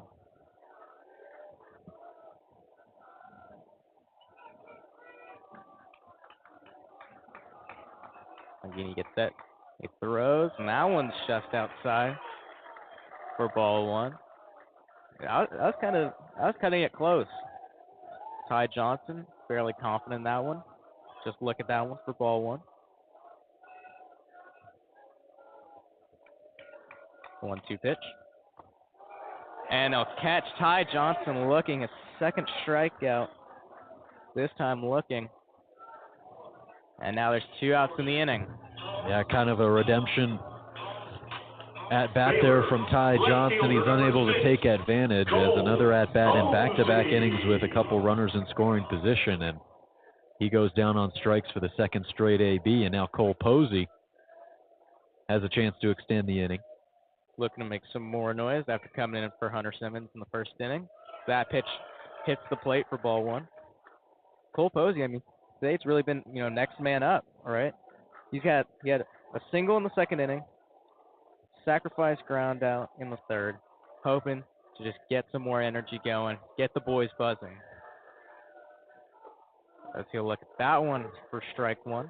Count tied at the Big one. bending breaking ball there by Tungney, and he's able to dial that into the zone about 50% between the fastball and off speed. Second baseman Brandon Burkle getting close to second as Cole Posey swings and misses at the breaking ball. Nagini, 3.1 innings pitched so far this season. 3 strikeouts, no walks. And the pitch is just outside. Really trying to utilize the outside part of the plate with the breaking ball. That time we saw a slider right there. 2-2 count. 2 outs, runners on first and second. And the pitch.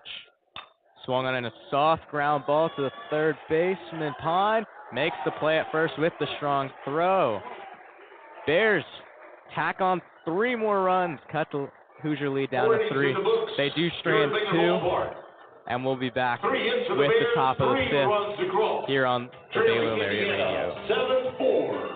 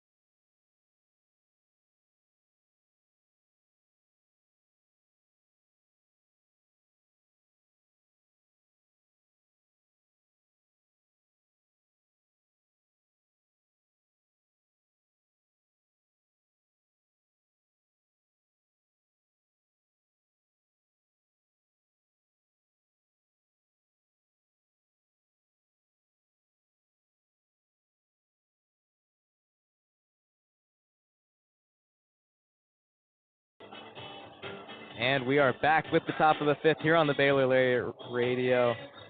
Bears strike for 3 at the bottom of the 4th, cutting into that Indiana lead. It's 7-4. And we're just R.J. Rouet back out again.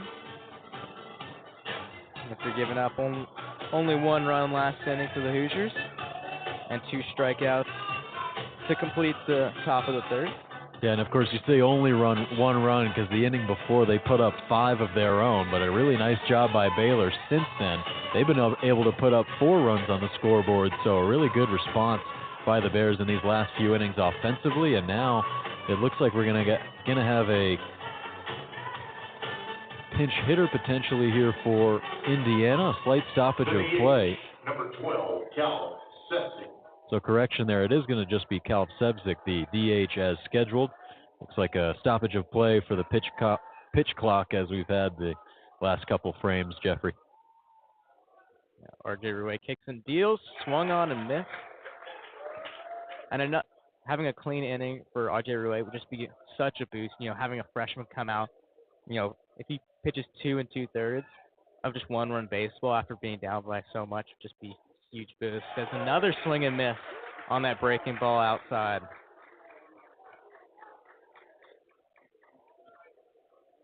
And today's kind of been a reverse of what we've seen from Baylor, as that one's just outside.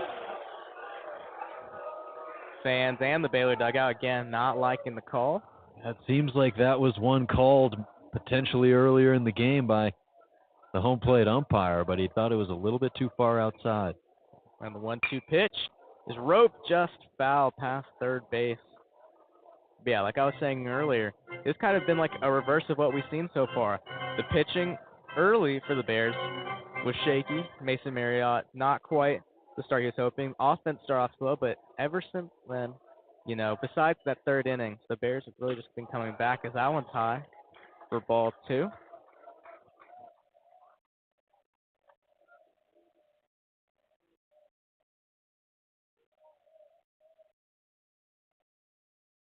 Rouet kicks and deals, and swung on and missed.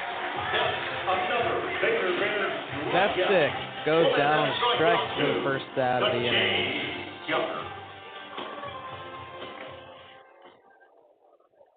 pitch there by Rouet. We saw it earlier in the count. Wasn't called a strike, but he goes back to it just over the outer half. One that's close enough at 2 strikes to maybe be called a strike 3, but one that you definitely have to swing at if you're a batter, and he comes up empty. Yeah. And now Morgan Colifee will look at the first pitch, which is just outside for ball 1. Got to be careful with Morgan Colifee. Hit a 2-run home run back in the 3rd inning. And that just capped off that 5-run inning for the Hoosiers as he hits this one high in the center field. Ty Johnson will come under and will make the play for a quick 2 outs.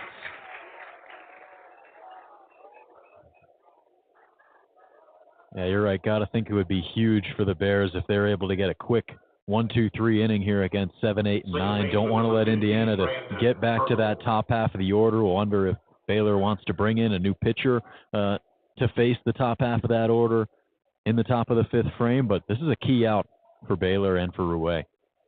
And that first pitch from Rouet will be low. I think this is one of those innings where maybe you could go back and say, like, that's going to go unnoticed in this ball game if the Bears are able to put up a good second half. And that one's ripped. Short hop to Kemp. He bobbles, but he makes the throw at first for out number 3. What a recovery from Tyree Kemp. And the Hoosiers go down 1-2-3, but they still have a 3-run lead over the Bears as we head to the bottom of the 5th here on the Baylor Lariat Radio.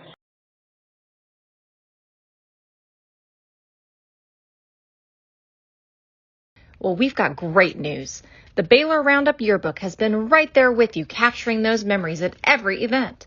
So don't forget to buy your 2022-23 Baylor Roundup Yearbook today and share your memories with friends and family for generations to come. But wait, did you already graduate? Don't worry, we've got you covered. We have yearbooks dating all the way back to 1896. So visit our website today at www.baylor.edu/roundup and order your copy. That's www.baylor.edu/ROUNDUP. Have a great year, Bears, and sick 'em.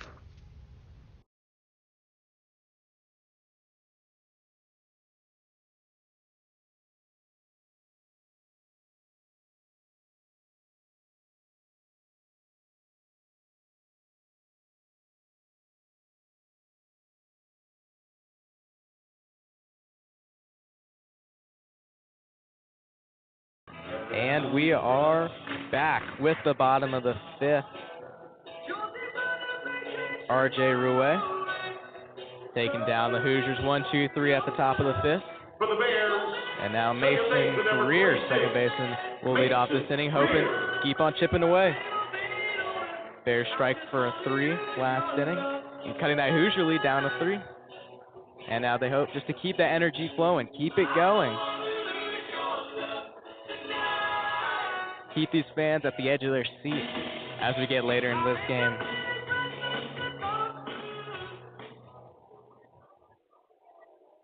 Julian Tungany come back out for the Hoosiers on the mound.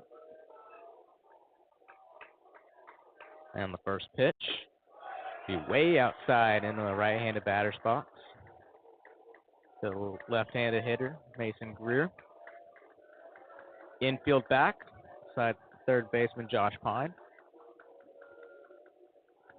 Shade a little bit to the right. And that'll be another really far outside pitch for ball 2.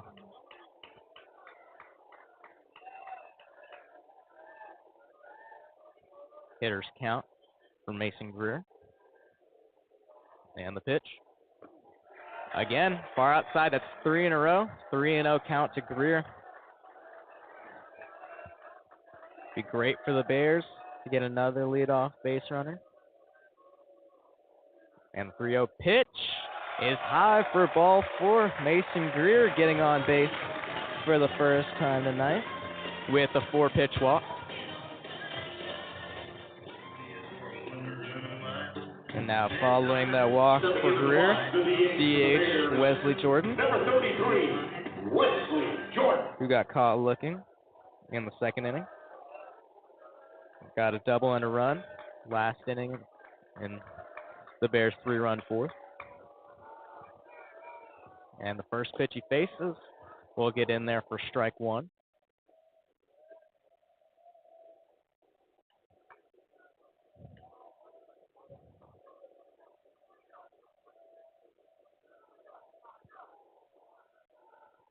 Tongani kicks and deals. That one's inside. Got Wesley Jordan to back up a little bit, try to dodge that pitch.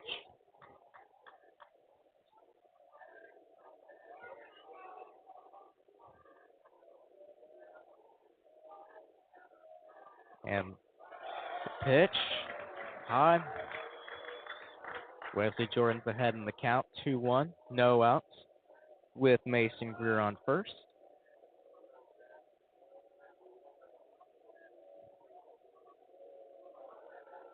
And the pitch, check swing, fouled to the backstop.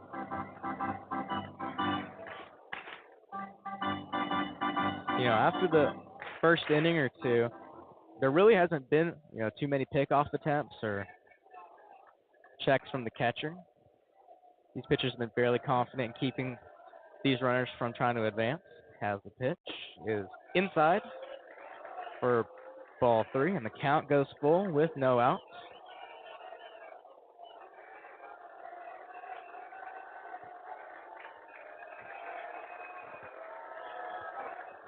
And the Baylor dugout getting loud for his payoff pitch.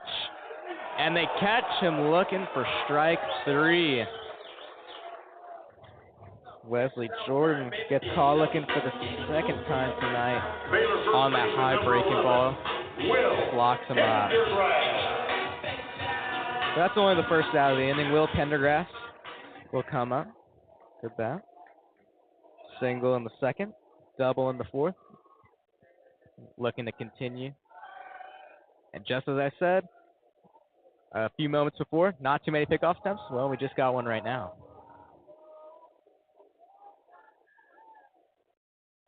Psychic. I try. Tongani with the first pitch of the at-bat. Gets a heater on the low outside corner. Haven't seen a lot of fastballs from Tongani. He's 14 balls, 11 strikes, so can expect maybe some more of those if he's confident with that pitch throwing it over the plate.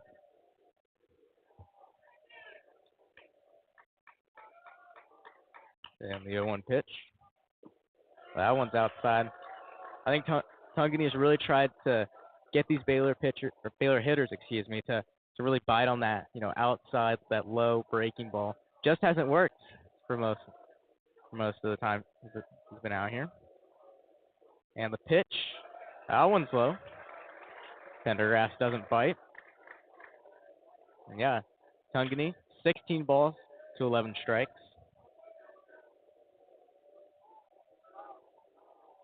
Maybe that's just something about tonight. Maybe pitchers, beginning of the innings, just haven't, had their way, and then eventually later on, as that one is ripped into the Baylor dugout.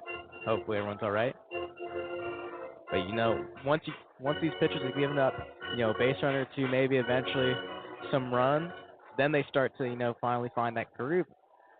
I think, that's just something that's been going on tonight. Not one side in particular. 2-2 pitch. Chopper to third. Gets the out at second and gets the out at first. It's an inning-ending double play. 5-4-3. The Bears don't get in and get an empty frame in the fifth. Still trail the Indiana Hoosiers 7-4. And we'll be back with the top of the sixth here on the Baylor Lariat Radio. Are you living your best life this year at Baylor? Well, we've got great news. The Baylor Roundup Yearbook has been right there with you, capturing those memories at every event. So don't forget to buy your 2022-23 Baylor Roundup Yearbook today and share your memories with friends and family for generations to come. But wait, did you already graduate? Don't worry, we've got you covered. We have yearbooks dating all the way back to 1896. So visit our website today at www.baylor.edu/roundup and order your copy. That's www.baylor.edu/roundup. baylor.baylor.edu/ROUNDUP. Have a great year, Bears, and sick 'em.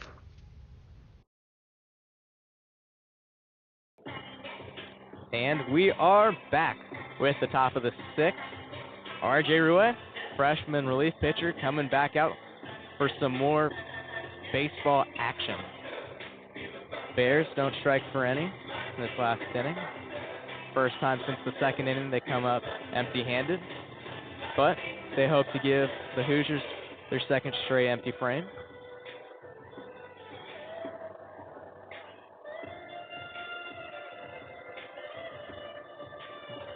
Rouet will see the top of Indiana's batting order. Matheson, Pine, and Taylor.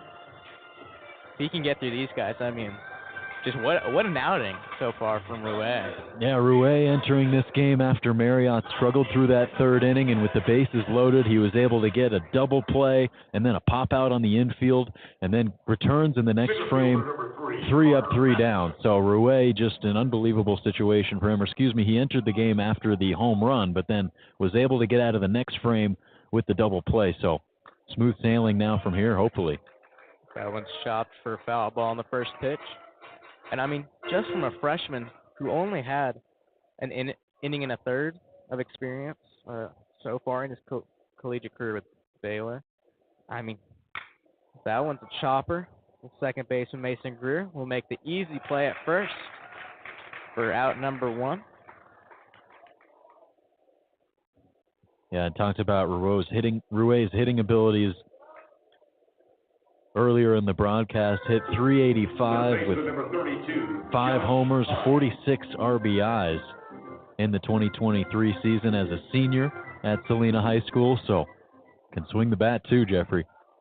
Yeah, I wonder if we'll get like a chance to see him, either as DH or in the outfield sometime this season. He shows bunt. That one will go in for strike 1 on the fastball. Be interesting to pick Mitch Thompson's brain kind of about the way he feels about two-way players after having to transform a couple of lefties into bullpen arms last season. That will get in for strike 2. And as you've seen right now, I mean, so far paying off with R.J. Rouet tonight. This is also a big boost for this bullpen that's been really shaky these first 4 games. As that one's hit in the shallow right field near the right field line, and it'll just hit fair. Josh Pine will scamper all the way to second, and he slides in time, and he's safe for a 1-out double. A really nice piece of hitting there by Pine, just able to get the bat on the ball any way you can, reaches out over the plate, ticks it just down the right field line, and that just falls at the feet of Mason Greer, Will Pendergrass, and Enzo Apodaca. A seeing-eye bloop single that turns into an extended double as he's standing on second base with 1 gone, and Devin Taylor steps in. Yeah, and that double, that was almost all speed. I mean, he didn't get too good contact.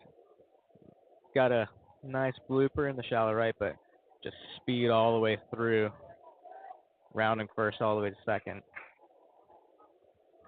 Devin Taylor looks at that first pitch for ball 1. Taylor's gotten on base all 3 appearances with a double in the first to walk in the third. It's Rouet. We'll check the second. Hits. Josh Pine on second with the soft throw, trying not to get a balk. Pine barely even reacted. I think Rouet kind of just thought that he had to throw it. Sometimes that helps pitchers just block out the idea of a balk in their mind just to send it back there, and he hits Pine, unfortunately. That one's a dribbler right past the first baseline, but it is foul. First strike 1. The count's tied up at 1 out. Josh Pine at the runner on second.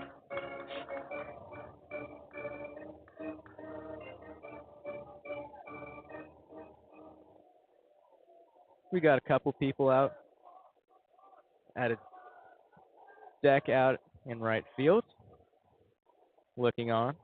That one's in the dirt, but a great block by Harrison Cayley. Yeah, I've been wondering about that, Jeffrey. In the right field corner, there's a platform that looks over the right field wall, the only form of outfield seating at the Baylor Ballpark, just to the left of the away bullpen. There's just a bunch of guys standing up watching the game out there. I'm all for it. Rouet throws it to second, trying to get Josh Pine, but to no avail. I always thought that was the bench for the road bullpen. I'm unsure how I never really noticed that. Yeah, I think this might be the first time I've seen it used. That pitch gets in the dirt for ball 2, or ball 3, excuse me. So do you prefer where you were watching the game on Tuesday night, or do you think it'd be more fun standing in right field? I think it depends on who you got. If you got a good group of people, maybe if you catch a home run in the right field, you go crazy. That one will be outside for ball 4 to Devin Taylor. It's 4th time tonight he's on base. 2nd time he's walked tonight. Well, that would have been pretty great to be out there in right field on Tuesday after Enzo Apodaca's blast right over the right field pole. You would have been able to see how far that ball really went. Unsure, but that was a bomb. Yeah, that ball might be a victim to the brasses, which is just beyond the right field wall. I think they're hoping for something similar. Just get a ball right over your head, maybe catch one. If it doesn't go too far over their heads. And Mitch Thompson will come out to the mound. Now, this is interesting, Jeffrey, because if you haven't noticed through the first 4 games of the season, I know it's your first time joining us on Baylor Lariat Radio, so welcome again. But Mitch Thompson making his way out to the mound right now, talking with his infield.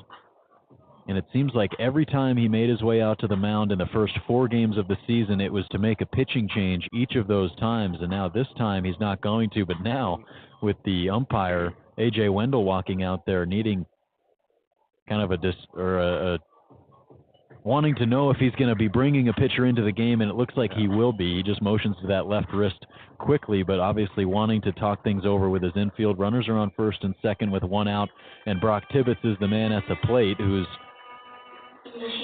managed to put together a really good game. He singled on a bunt in the 4th inning, doubled in the 3rd inning, and a sacrifice fly in the 1st. So it's been a breakout performance for Tibbetts in his 5th game of the season, but that's going to be the day for R.J. Rouet, Jeffrey, as he's put together a really good performance in relief, and he pitches into this inning, gets 1 out, but unfortunately with 2 guys on, that's going to be the day for him, and he'll be making way for another freshman in this bullpen for the Bears, Steven Sepulveda. And we just got to give a hand to R.J. Rouet. Coming in against a top 25 team, this is your 2nd appearance of the year. You come in and he throws just a great 3 innings of work. Giving up only 1 run against such a good lineup, like we were saying. Just give a hand to the 2-way freshman. Yeah, as you said, we get Steven Sepulveda on the mound for the Bears.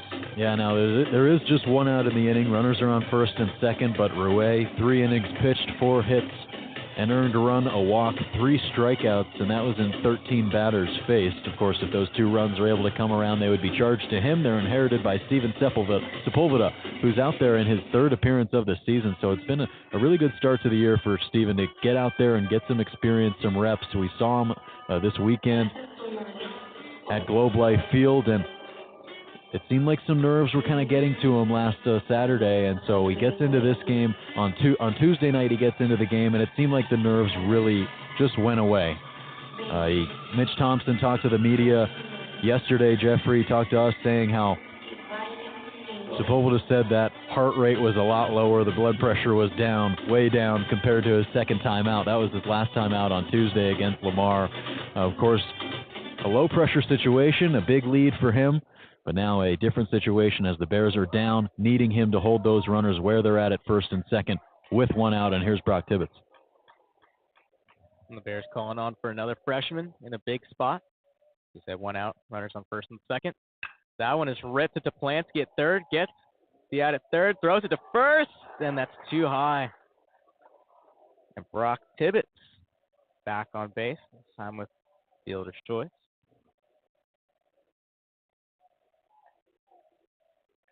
Really good job by Toplansky there, playing close to the bag at third, so he was in the perfect spot to receive that low spinner on the ground. He gets it in his glove, taps the bag unassessed to that third, and if it weren't for the high throw, it would have been a great 5-3 double play to end this frame. For sure, and that ball was just ripped. They call it the third base the hot corner for a reason, and we saw it right there. As the first pitch of this at-bat to Tyler Cerny will be low and outside for ball one. Sepulveda with 3 innings of work, 3 strikeouts. No walks on the year. That one's a here that gets in for strike one.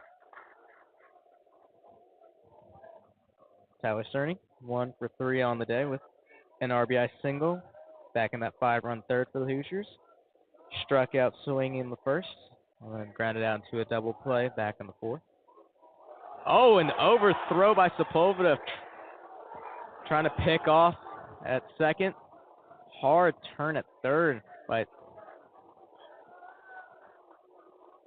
Devin Taylor. As we know, he's a big speed threat on the base pass.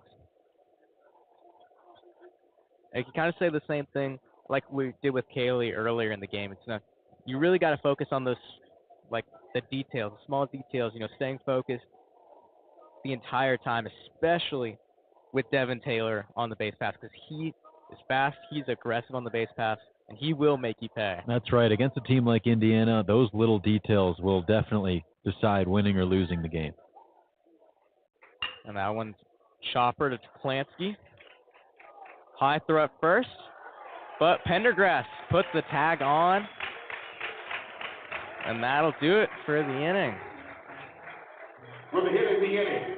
Indiana doesn't strike. Stranded runner on third. Indiana over the Bears. On first and third, excuse me. Hey fans, pretty fast. Remind you to keep an eye we will be out back for our game. with the bottom of the sixth. Indiana leads 7-4.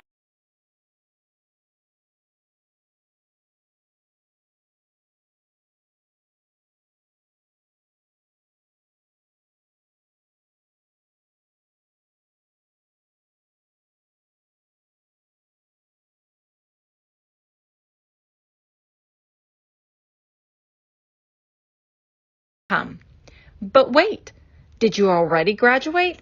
Don't worry, we've got you covered. We have yearbooks dating all the way back to 1896.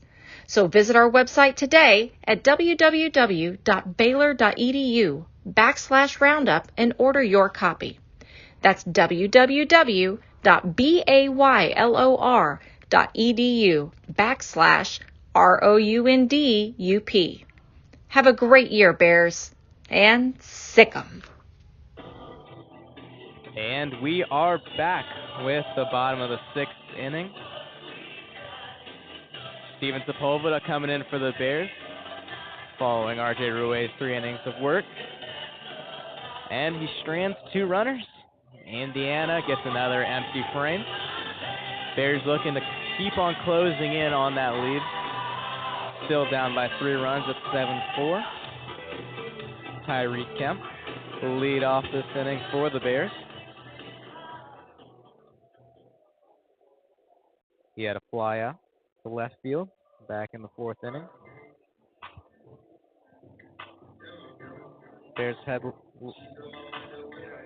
lead-off base runners in each of the last 4 innings. Tyreek Kemp hopes to keep that trend going.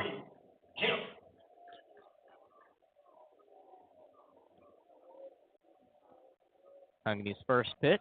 There's the ball. Back out for another inning of work.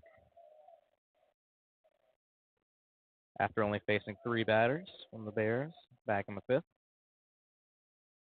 That one's up and outside for ball 2. Tyreek Kemp with the hitter's count 2-0. No outs, nobody on.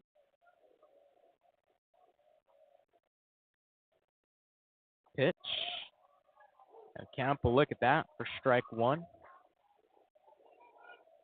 Hungney really going to should try to work on throwing the ball in the zone more. Right now with 18 balls, 14 strikes out of his 32 total pitches tonight. so far down 2-1 strike with Tyreek Kemp. That one's ripped to the second baseman, Brandon Burkle, whose throw is wide. And Tyreek Kemp will make a hard turn. And now he's in a jam in between first and second, and he's tagged out. Whole mess of a play, but Tyreek Kemp eventually gets out for out number 1. Yeah, just great backup there by the catcher. It's a wide overthrow there by the second baseman. Pulled off the bag, Tibbetts. He's unable to get it, and it just bounces off that net that's at the base of the Indiana dugout. And then Kemp was going around first, thought he might have had a chance to second, but then hesitated. So you just got to be more decisive there if you're Kemp. And that first pitch to Harrison Cayley was upstairs for ball 1. Yeah, he must have thought that ball was going to go a bit farther, and he would have time to go to second. Fortunately, saw that the ball, was backed up. A bit too late. That one called ball 2. And the pitch, slow chopper to the first baseman, Brock Tibbetts. He'll toss it to his pitcher, Julian Tungany, for the second out of the inning. And that would be a quick 2 outs for Tungany. Just what he needed. It's going to go down as the first at-bat of the day for Harrison Cayley after 2 walks his first 2 times up. And an swing there. Shot it off the check swing to the opposite way. I think he definitely would have preferred, to not have an at-bat. Maybe get a third walk or so. As that one can be called ball 1. Enzo Apodaca as the lineup turns over. And the 1-0 pitch, again, that's high. Apodaca, 2 for 3 on the night with single in the third inning and a 2-run double in the fourth. Keep that Baylor's big 3-run fourth inning. That one's called a strike on the upper outside part of the zone. Count 2-1 with 2 outs, no runners on. 2-1 pitch is fouled back to the netting. Tungany works his way back into this count. It's tied 2-2.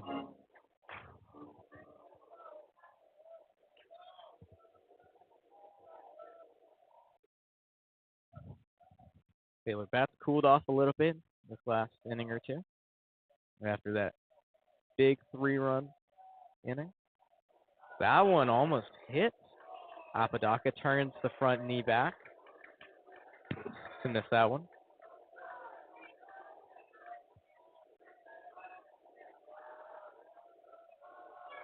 Tungany with the pitch. That one is ripped. Oh, excuse me. Just a one-hopper to the second baseman, Brandon Burkle, and he'll make the easy throw to first. Bears get their second straight empty frame. Hoosiers still lead 7-4 as we head to the top of the 7th here on the Baylor Lariat Radio.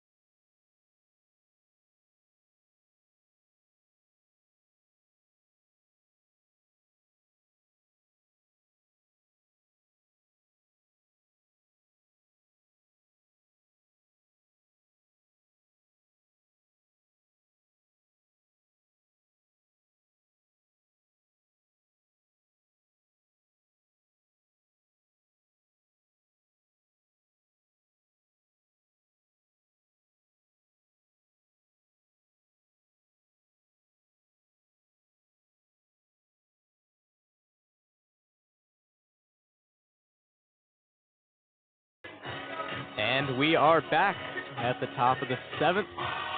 Indiana leads the Baylor Bears 7-4. So now, since we're heading to the 7th, I'll kick it over to my partner, Joe Pratt. Appreciate it, Jeffrey. And got to say, it's been great doing the first game together this season, Jeffrey. Of course, new to the campus, a freshman, so excited for you to join our team this semester and get to work. Of course, our family kind of growing. Foster Nicholas, myself, Joe Pratt, Jackson Posey as well involved in the podcast, and now Jeffrey Cohen joining the team. So us four bringing you Baylor baseball throughout this season as well as everything in Baylor athletics. So it's the top of the 7th inning. The Bears trail 7-4. A run hasn't been scored since the bottom of the 4th inning. Steven Sepulveda is back out there pitching from the stretch to Jake Stadler, who takes a first pitch fastball in the low and outside quadrant for strike 1, called by the home plate umpire A.J. Wendell. And that's the 5th pitch of the game for Sepulveda, 4th strike. He comes set again. Leg kick and deals a swing and a high pop-up in foul ground. Cayley gives chase, loses the mask, but it's going to creep onto the netting. Just barely gets to the netting as it kicks up the escalating netting that goes up to the canopy, protecting the lower bowl here at the Baylor Ballpark where we're sitting, Jeffrey. Just back and to the right of home plate, so looking almost directly up that third base line.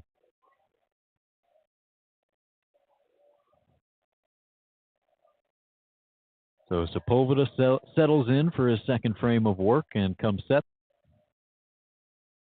Next pitch to Stadler, fights it off down the third base line, but it creeps foul, hits off of that side padded wall about 4 feet high, maybe about 15 feet beyond where the Baylor dugout ends on the third base side. Someone from the Baylor dugout's going to have to go all the way out into left field to get that ball, Jeffrey.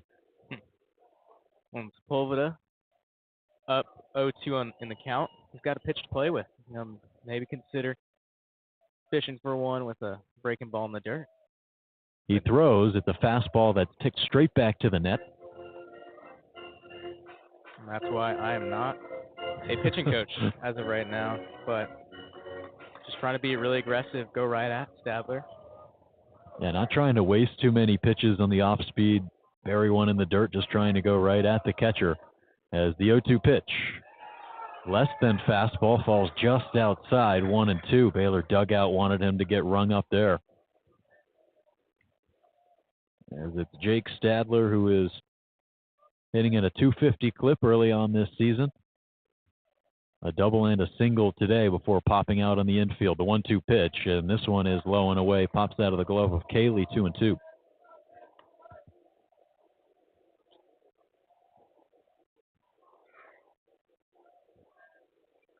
Stadler getting hits 2 and 3 on the season. Entered the game 1 for 9 with just a run scored to show for his first couple contests.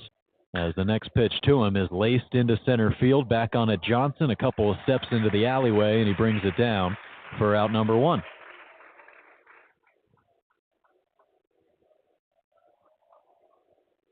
Yeah, with Jake Stadler kind of, having a little bit of a breakout game this season.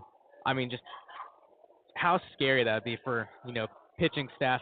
You already have these top 5 guys in the lineup, and just, adding another one, you got to be like, come on, man. I mean, how can you handle many more, but. First pitch to Sevcik, a high fly ball out to left field, going back on it, Posey, shy of the track. He brings it in just by his left ear, about 4 feet in front of the warning track. He took a couple steps back and then ranged forward for it, as that was given a ride by Cal Sevcik, the DH, still searching for that first hit on the season. It's going to have to wait, as there's 2 gone in the top of the 7th for Morgan Colopy. So 2 quick flyouts drawn by Sepulveda here in this top of the 7th frame. 7-4, the Bears trail. 11 hits on the board for Indiana, 7 on the side of Baylor. As Sepulveda comes set, showing bunt here is Colopy with the bases empty. He takes a breaking ball as he pulls the bat away, 0-1. That's really interesting how they've got Colopy showing bunt. After the 2-run home run that he just crushed to center field, Sepulveda's given up 2 big flyouts early in this one.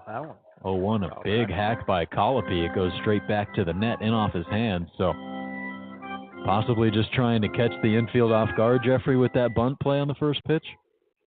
Yeah, they're all playing really far back. The middle infielders almost pretty much at the grass. But it's not on the table now with the count 0-2 and 2 gone. Here it comes. Sepulveda throws. Swing and a miss. Strike 3. Colopy goes down on strikes. 3 up, 3 down in the top of the 7th inning for the Bears. They'll be stepping back into the box when we return on Baylor Lariat Radio. Fans, get ready.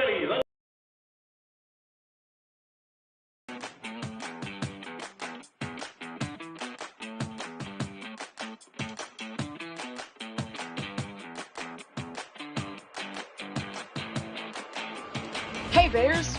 Are you always the last to know about what's happening at Baylor? Are you left quiet in a group when talking about last week's game? Well, you haven't gotten your morning buzz yet. Did you know you can get your dose of current Baylor news every Tuesday through Friday straight to your inbox? The Baylor Lariat Morning Buzz e-newsletter provides you with breaking Baylor stories, local events, and in-depth sports coverage daily. You can be in the know on all things Baylor. If you aren't already buzzing, go to BaylorLariat.com. That's BaylorLariat.com and click the subscribe now to get your morning buzz from the Baylor Lariat. News for the students, by the students. We'll see you in your inbox.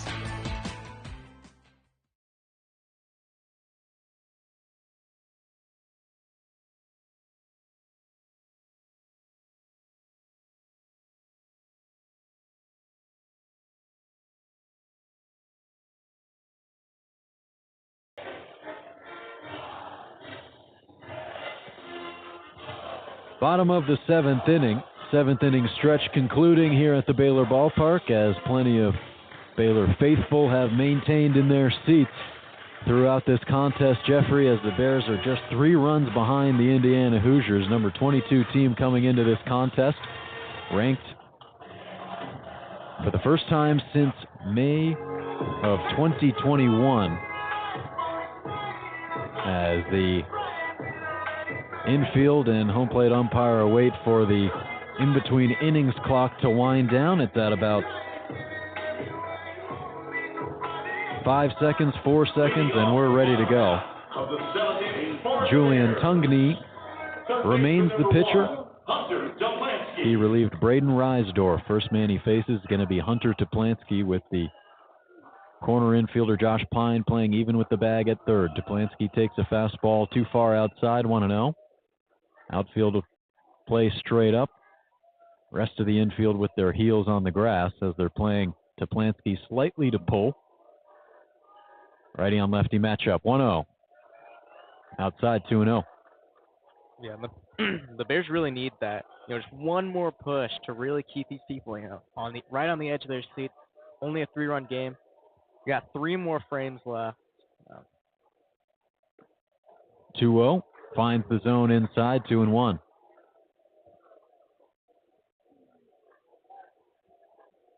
Ty Johnson awaits on deck. You have to think he's ready to get another AB as the 2-1 pitch is skied down the left field line. It's going to creep into that all-metal grandstand down the left field line as Devin Taylor was giving chase, but it slices foul. The count's 2-2. Johnson in the on-deck circle has struck out each of his last 2 times at the plate, and both were with runners on, so looking to capitalize once again for him. But the 2-2 to Toplansky. Breaking pitch that's sent high into left field. Taylor can't find it, but now he settles under it. Not sure if he actually lost that one in the lights or if he was just trying to mess with his teammates in left field. But nonetheless, it's out number 1, and that brings up Ty Johnson. Number 23, Ty Johnson. He went palms up, Jeffrey, and then after he caught the ball, pointed at Josh Pine, the third baseman, smiling, saying, "I got you." One of the great things about baseball, having a little fun with it. He seems like he has the most fun out of anybody out there, Taylor. As the first pitch to Johnson is a breaking ball that's too far outside, 1-0. Saw him his first time up. It looked like he got really frustrated his first time up when he got a piece of a ball that he wasn't trying to on a check swing, and turns out that was all just an act for the dugout to kind of find funny. He was just acting like he was super into it and serious, but just kind of joking around. I think that's something that a lot of guys in baseball should really take note of, especially a guy who's as talented as the left fielder Devin Taylor. Counts 2-0 to Johnson, and the fastball's right over the heart of the plate by Julian Tungney. It's 2-1. Yeah, maybe Ty Johnson hopes that all he needs is, a change of scenery. As you said, last two at bats struck out both times with runners on. No runners on this time. Yeah, and a ground out his first time up.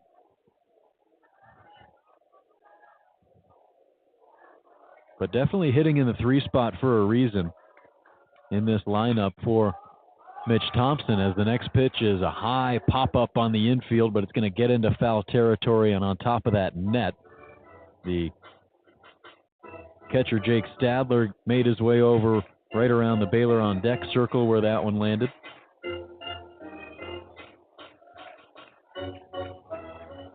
But yeah, like you were saying, Ty Johnson, he's in the 3rd spot for a reason. Came into this game hitting .274. Has 5 hits on the year. The next one is fouled off of his front foot. The count's full.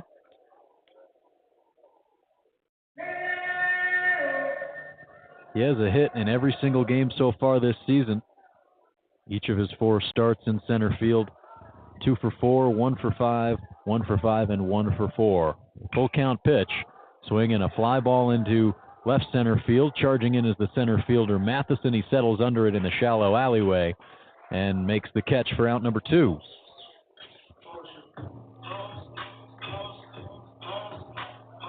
Pretty much the same exact inning between both of these pitchers here, Jeffrey. 2 flyouts to start off the 7th frame, and now the 3rd man coming up to the plate with the bases empty. Yeah, in this game, ever since that 4th inning, it's just really calmed down. Indiana with 3 empty frames, Baylor with 2. First pitch to Cole Posey, up and inside, backs him up off the plate, 1-0. That was the 54th pitch from Julian Tungney. Comes set, working from the stretch. It's another breaking ball that's too far outside. Count 2-0 to Cole Posey, as Tungney has seen action in 1 game so far this year. It was game 3 for Indiana, as the 2-0 pitch to Posey is upstairs, 3-0. Pitched 3 strong innings, gave up a hit, struck out 2, threw 34 pitches, and he's well over that in this outing. 56, 57th is on the way. And it's a fastball over the heart of the plate, 3-1. Command has kind of been an issue, though. 30 balls, 27 strikes for Julian Tungney, but not showing any signs of slowing down, as this next one is too far outside, and Posey's on his way to first with a 2-out walk. There is an arm warming up in the Indiana bullpen. Tough to tell who it is, though, from our angle, Jeffrey. Yeah, I could not tell you. We got up the first base stand, kind of blocking our way, but yeah, Tungney's body of work tonight, it's kind of gone by fairly quick, but yeah, as you said, his command hasn't been great, and it still hasn't gone too much better. First pitch to Mason Greer is a breaking ball that bends in the right-handed batter's box, so too far outside, 1-0.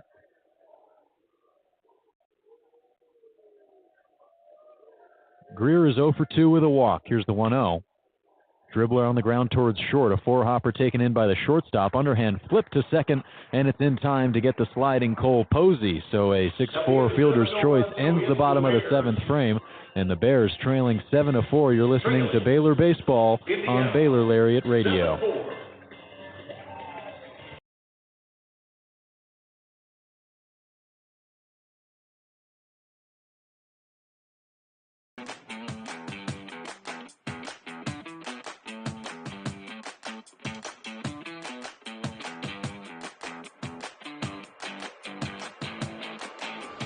Hey Bears!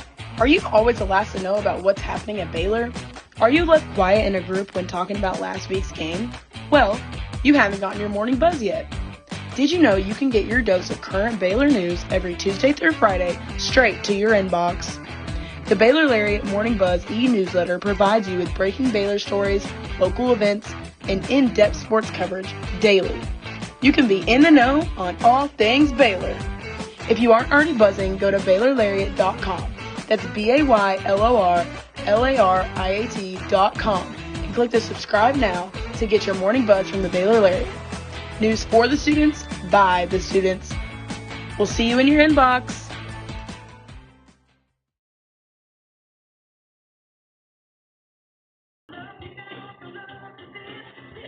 Back from the Baylor Ballpark, Baylor trailing 7-4 as Indiana will step up to the plate here in the top of the 8th inning, and it'll be 9-1-2 in this batting lineup facing Steven Sepulveda. And what have you liked from Sepulveda so far in this outing, Jeffrey? Well, for me, I mean, it's command. I mean, he's just throwing strike after strike. I mean, and he's really been attacking guys, not letting guys get on. He's got a couple on, but, last inning, 1, 2, 3. And 5th inning, again, 1, 2, 3. Only had 3 base runners back in the 6th. But, I mean, other than that, not too much traffic from Sepulveda. Yeah, and, of course, those base runners that were on in the 6th, 2 of them were put on by the man he relieved in R.J. Rouet. And the other one reached on a fielder's choice, so really no base runners allowed by Sepulveda as he's looked really comfortable out there. And he comes set, infield and outfield playing straight up. Burkle will show bunt, pull it back, and it's ball 1. Burkle, the 9-man in this order, walked today, struck out, and grounded out. 0 for 2 as the bottom half of this order has really been shut down by Baylor pitching. The 1-0, it gets away from Cayley, low and away, gets back to the backstop, 2-0. So the top half of the order, we knew they were going to do damage. The bottom half waking up seemingly in the top of the 3rd inning, but everybody has been shut down since. 2-0 from Sepulveda. Fastball cut on and missed, low and away, and Burkle falls back to 2-1. The 18th pitch on the outing from Sepulveda and 13th strike, so really pounding the zone. Just like you said, Jeffrey, something that's really helped him get ahead in counts. Trying to work his way back in this one, the 2-1. Above the letters, it's 3-1. And like you were saying, Joe, both offenses kind of cooled down, but, I mean, that's really in Indiana's favor, being up, you can't, if it continues this way, if you're Indiana, you're not too disappointed in that. Line drive caught by Toplansky at 3rd, reaches up above that green cap to bring it in, and it's a line drive out for out number 1 here in the top of the 8th inning. Hard hit ball off the bat of Burkle, but Toplansky, he's been busy at 3rd tonight, Jeffrey. Oh yeah, he's been facing just absolute rippers all game. I mean, like I said earlier, it's called the hot corner for a reason. These balls are coming in hot. You've got to stop them. And Hunter Clancy's done exactly that. First pitch to Matheson, misses low and away. Matheson steps in for his 4th at-bat of the night. Entered the game hitting 5 for 17. From the left side, that bat resting on the left shoulder. The 1-0 pitch is low and in. 2 balls, no strikes on the 22nd throw from Sepulveda. See how long Mitch Thompson will let him go in this one. He's got 1 out in the frame. But the infield shifted to the right of the second base bag. Kemp is playing directly behind the bag at second. 2-0 pitch to Matheson, swinging and skying this one over the first base side of the green canopy that hangs over the Baylor Ballpark out until the end of either dugout. Lights are on here at the Baylor Ballpark. Can't really see the Brazos River, but it's out there in right center going out towards straightaway center where the football field is. Next pitch, up and away. Matheson takes it, 3-1. Matheson's already worked a walk today. Yeah, concerning Sepulveda, I mean, with how he's pitched so far, I mean, I'm really, if I'm Mitch Thompson, I just want to give him this inning. I really want to boost his confidence. The 3-1 falls too far outside, and Sepulveda issues a walk. It'll be the first one that he's issued so far this season through 4 2/3 innings pitched. So throwing strikes clearly hasn't been the issue for him, and really helped out that ERA. Down to 3.86 after struggling through his first couple times out there on the mound. I should say just the first time, really settled down in that second appearance. And more of that here in his third. Yeah. But now dealing with the runner on first, Matheson, a short lead over there as Sepulveda comes set, glove in front of his chest. Here he goes home. It's low and away, 1-0. Yeah, Sepulveda, he came into this game, just with a 1 1/3 against Lamar. Previous appearance earlier in the season, came in with a 6.75 ERA. Yeah, as you said, dropped that down to 3.86 as of right now. 1-0. Swing and a tapper foul high over our right shoulders and into the parking lot down the first base side. 2 balls, no strikes to Josh Pine, who's singled, popped out in foul ground, and hit 2 doubles tonight. Sepulveda ready, short lead at first by Matheson. He'll check there, and Matheson just taps on the bag as he stands only about 2 or 3 feet off the base at first, just kind of jumping around, trying to get Sepulveda's attention. And then he kind of goes into his secondary once the pitcher moves home. The 1-0. Dribbler on the ground towards third. Duplanski on the run, throws to second for 1, and he's out at second, but Matheson reaches his leg out to get Greer, who's shaken up, so they call the runner on first out. Josh Pine will be marked out as Matheson slides into second. He interferes with the second baseman, Mason Greer, and now Matheson, who's standing on second base, getting an explanation from the second base umpire, Luke Hamilton, is really unsure of why that call was made, but Greer noticeably got hit and kind of right above his ankle there, Jeffrey. We'll keep it right here to break this down because he reaches out noticeably, and now Jeff Mercer out of the Indiana dugout talking things over with the umpire who made the call. What'd you see there? Yeah, I mean, definitely making the play at second. Yeah, like you said, right above the ankle, gets knocked down, and I mean, yeah, I guess the argument is how far out of the base path did he go to create these changes in the rules? Yeah, definitely. You don't want any guys to go down on injury in such a bang-bang play like that. And, Matheson, whether it's just kind of instinct to stick your leg out there over the bag, but he did make some contact with Mason Greer, whether he was trying to or not. That's likely going to get called for an interference most of the time. So it ends the inning. You'll take it any way you can for Baylor because that's the top half of the order that's done plenty of damage so far tonight, but you got to credit this staff, been able to shut down the Hoosiers since the 4th frame. That was their last run scored, just 1 in the top of the 4th, 5 in the third, 1 in the first, 1 in the third, and 3 in the 4th for Baylor. Yeah, and I could tell you the Bears do not appreciate, putting one of their infielders at risk of an injury, considering the Hunter Simmons getting carted off with an injury in the first inning.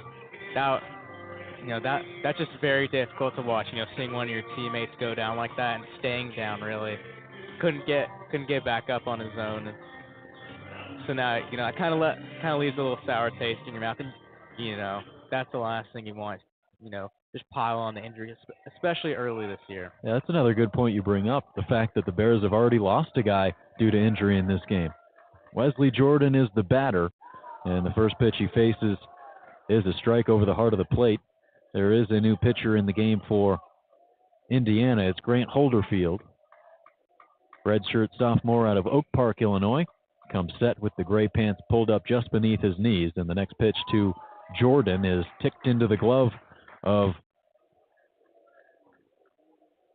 Stadler, the catcher who hangs on, and it's 0-2. 6, 7, and 8 in this inning for the Bears, the bottom of the 8th inning.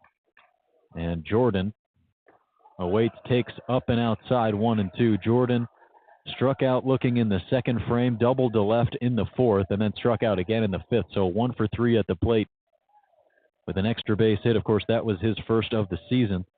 Looking for more of that here. Left-handed pitcher throws, and it's swatted back into the netting. Jordan stays alive at 1-2. Yeah, and Wesley Jordan, he's had a rough go of it so far this season, coming into this game, hitting only 1 for 10. does have a double earlier in the game. Hopes to continue this upward trend. The 1-2. Swing and a pop-up. That's going to get over our heads and out of play. Holderfield has appeared in one game so far this year for the Hoosiers. One inning pitched against Miami in their midweek game on Tuesday. A 12-6 win for the Hoosiers. He went one frame, gave up one hit. It was a double, but retired the other three batters he faced. Jordan from the right side awaits. Here's the 1-2 home. Low and inside. Backs up off it. It's 2-2. Wind's starting to pick up here in Waco. It's Baylor Ballpark. Not too good for us, considering, we're out here in the stands. 2-2. Called strike three on the inside corner. Jordan doesn't like the call as he's frustrated hearing it from A.J. Wendell, and so he's going to have to walk back to the Baylor dugout.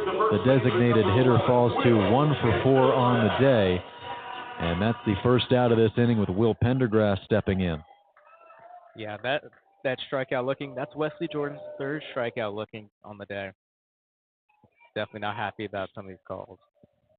Glove at his belt. Holderfield's first pitch is up and inside to Pendergrass, 1-0. He missed the entirety of last season, did Holderfield, with an injury, but was with the Hoosiers as a freshman, made 25 appearances, including 2 starts on the mound.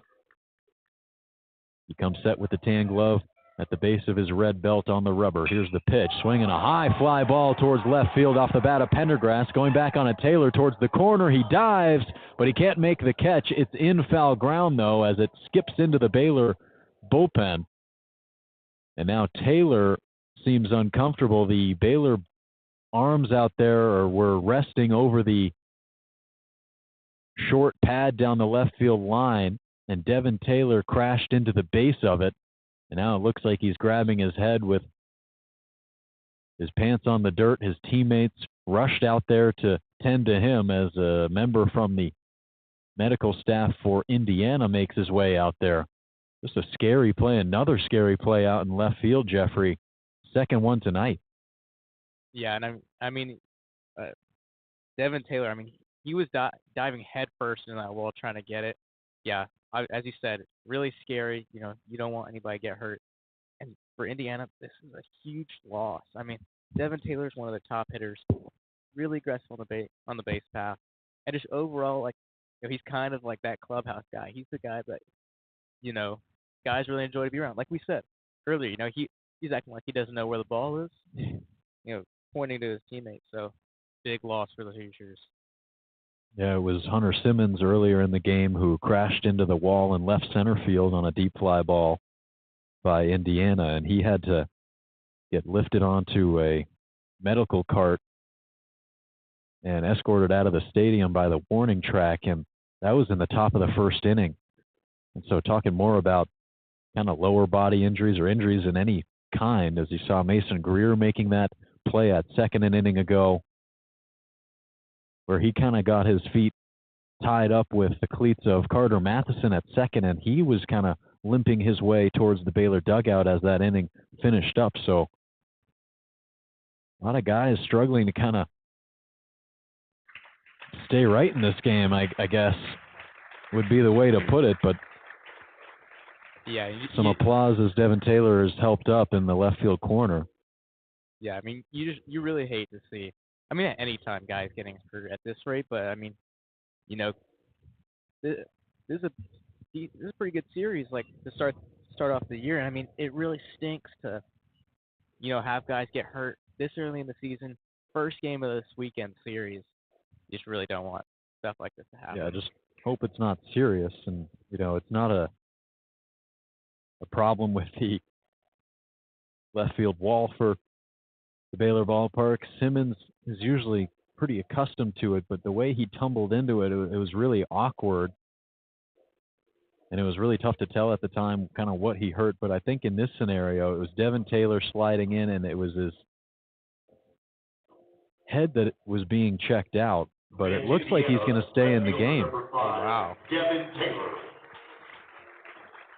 After a dive like that, going for the ball, he went in head first into that wall.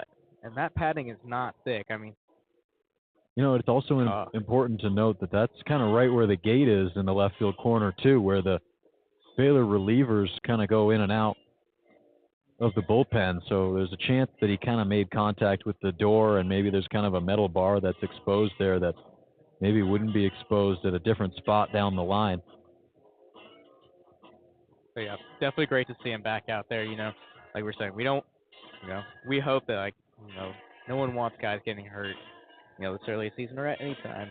And that looks scary. Like as it was unfolding, I mean, head first, and that's not easy to come back from. Hopefully, this show him coming back out, he's okay. It wasn't anything too serious, so.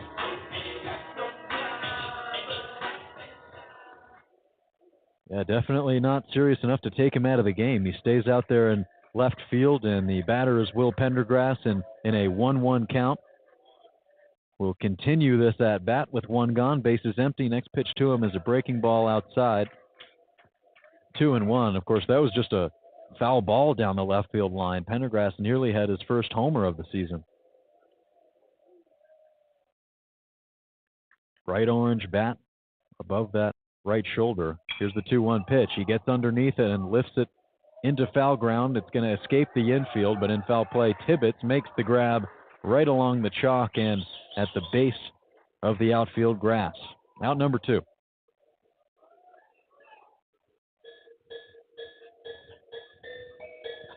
Brings up Tyreek Kemp.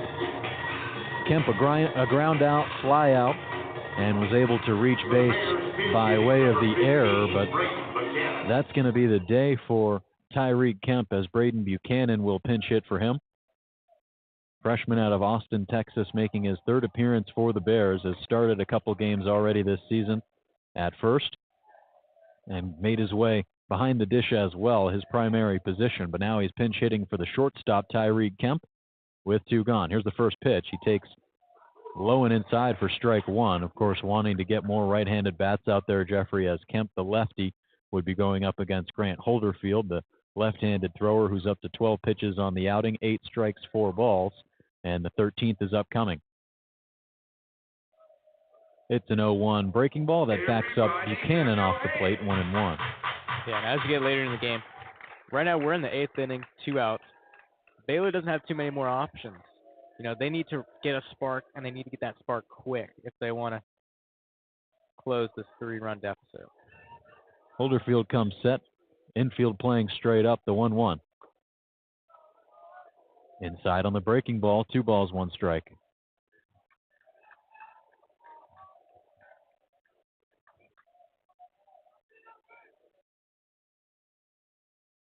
Holderfield ready. Pine 3 feet off the line at third. The 2-1 pitch finds the zone over the outer half to Buchanan, 2-2.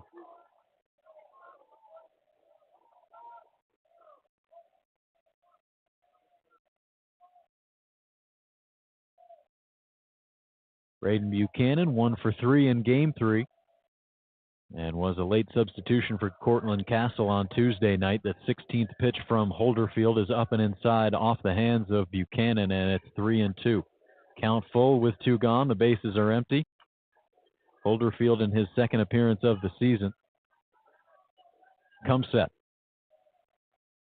The 3-2, cut on and miss, strike 3. Holderfield is fired up as he faces 3 batters in the bottom of the 8th inning, sets each of them down for the Hoosiers. We go to the 9th on Baylor Lariat Radio with the Bears trailing 7-4.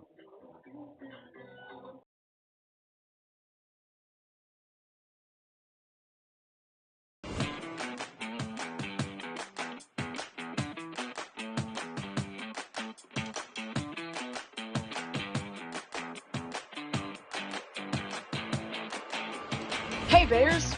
Are you always the last to know about what's happening at Baylor? Are you left quiet in a group when talking about last week's game? Well, you haven't gotten your morning buzz yet. Did you know you can get your dose of current Baylor news every Tuesday through Friday straight to your inbox? The Baylor Lariat Morning Buzz e-newsletter provides you with breaking Baylor stories, local events, and in-depth sports coverage daily. You can be in the know on all things Baylor.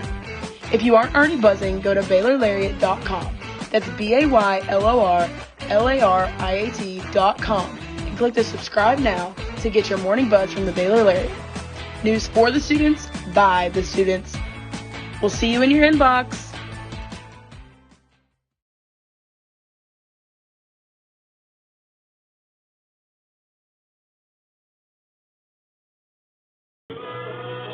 Top of the ninth inning, Bears trail the Hoosiers 7-4 on Baylor Lariat Radio. Thank you for joining us for game one of this three-game series. Joe Pratt, Jeffrey Cohen with you. And we'll be with you for tomorrow afternoon's game and Sunday afternoon's game as well, 2 p.m. and 1 p.m., I believe. Jeffrey, correct me if I'm wrong, but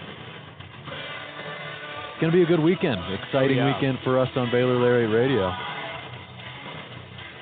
And we'll get a new pitcher in for the Bears. Looks like that's Drew Leach warming up out there. Braden Buchanan will stay in the game. He pinch hit for Tyreek Kemp in that bottom of the eighth inning, so he remains in the game and plays catcher. The third baseman, Hunter Toplansky, will move from third to short. He'll play short in place of Kemp. And Jack Johnson will replace him at third, so Johnson getting into his third game this season. Johnson has been in a couple of games so far today, or so far this season for the Bears. Hasn't yet gotten a start, but has really served his purpose and done a really good job as a defensive sub, somewhere we saw him a lot of last season. Of course, the opening day starter at third, where he knocked the game-winning hit, but now standing 15 feet off the line and even with the bag at third. First pitch to Devin Taylor is a fastball over the outer half from Drew Leach for strike one. Taylor, of course, stays in the game after crashing into the left field corner just an inning ago. Here's the next pitch from Leach. It's too far outside, 2-0. Taylor, clearly a guy who wants those reps, wants to be in there and in the game. Didn't want to be taken out of the game in left field. As the next pitch from Leach, too far inside. I think that bounced off of home plate, Jeffrey. And Taylor has a hitter's count. Yeah. And like I said last inning, it's really great to see Devin Taylor back out there after such a scary hit with the left field wall, diving for that foul ball. Tough guy. 2-1, laced into right center field. That's going to get down for a base hit. Two hops into the glove of Ty Johnson. And Devin Taylor fights that one off for another base hit. He reaches for the fifth time today. What a game for Devin Taylor. I mean,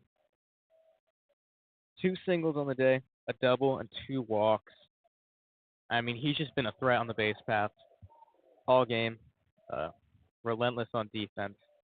Yeah, just exactly the game he was expecting in the game he wanted. Yeah, even if he doesn't have stolen bases on the board yet, still the pitchers pay a lot of attention to him, and when he's on base, and you see there Buchanan, the ball kind of pops out of his glove. He stays ready over at first, does Taylor, but he's back in there safely. Middle infielders pinch the bag at second, looking for a double play ball against Brock Tibbetts, who's 2 for 3 tonight. A wide batting stance. He takes a breaking ball over the lower edge. It's 1-1. Tibbetts getting the start at first today, but was originally recruited as a catcher by Jeff Mercer. Leach checks over at first. Taylor's back in standing. But Tibbetts was geared and ready to make his return to behind the plate this year. Has only gotten 1 start there so far, though. 1-1 pitch awaits. It's a breaking ball as Tibbetts is out ahead of it and shoots it foul. That bounces off the top pad of the Baylor dugout. 1 ball, 2 strikes to Tibbetts. Yeah, and occasionally, we'll see guys that, are originally catchers move to first base, because a lot of it's kind of a similar concept, right? You're catching a really fast ball, whether it's from a pitcher or whether it's from an infielder. 1-2. Good job by Tibbetts to not pull the trigger on that one. Looked like he wanted it as he went down to a knee, but he was able to hold up. The breaking pitch was low and outside. Righty on righty matchup here as Leach leans in, takes a quick look, and now comes set with the black glove. Slide steps home. Slow dribbler off the bat of Tibbetts, but it barely rolls into foul play in the dirt. Buchanan picks it up. Tibbetts rushed all the way down to first, but He's going to have to come back and continue his at-bat at 2 balls, 2 strikes.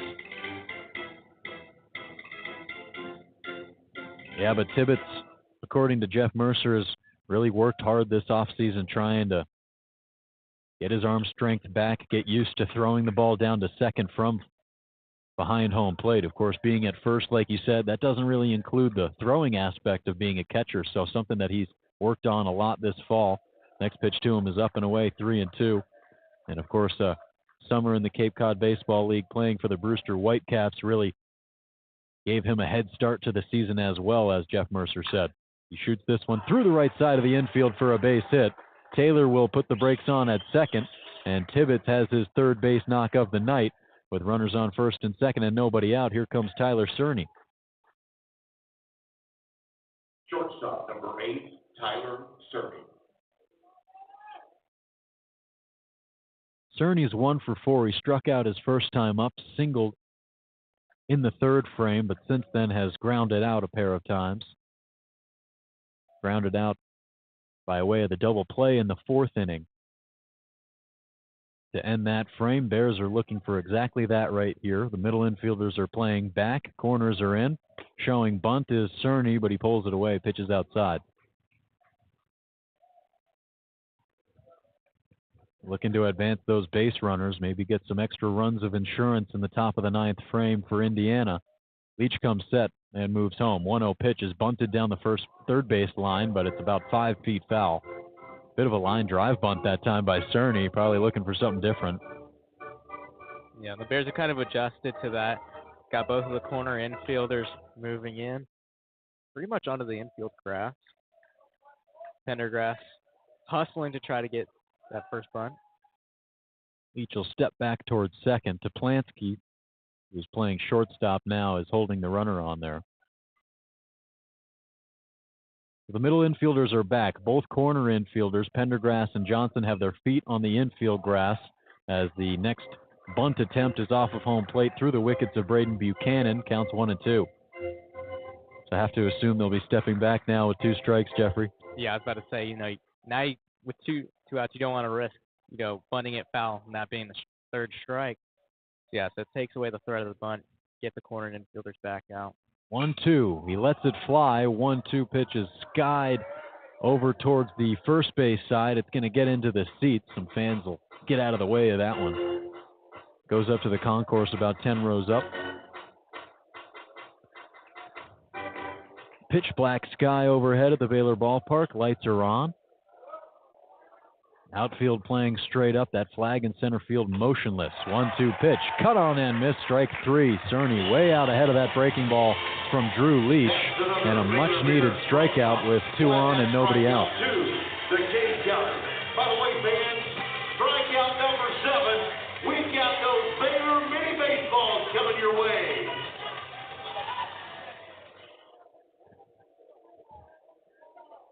The catcher, number 44. That's the 4th strikeout of the season for Drew Leach. We had to take a second there. We kind of like the strikeout song. Yeah. First pitch to Sadler's low and in on the swing and miss. Yeah, whenever they play Kickstart My Heart by Motley Crue, we just got to rock out to it. Yeah, we got to bow out when they play that one. 0-1. Big swing and miss there. Stadler's down 0-2. Native of Greenfield, Indiana, the junior's hitting .231 so far in the season, has knocked 3 hits. 2 of those were hit tonight, but his most recent time up was a high fly ball into center field. 0-2. Ground ball off of the glove of the leaping pitcher Drew Leach. He knocks it down and underhand tosses to Pendergrass at first for the second out. Runners will move up. Really good job by Leach there.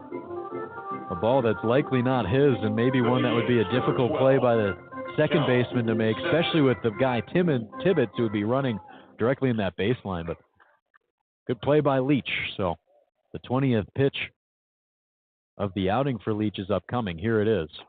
It's a breaking ball that falls in just above the letters. Baylor dugout didn't really like that call. It's ball 1 to Cal Sevcik, who's 0 for 3 on the night.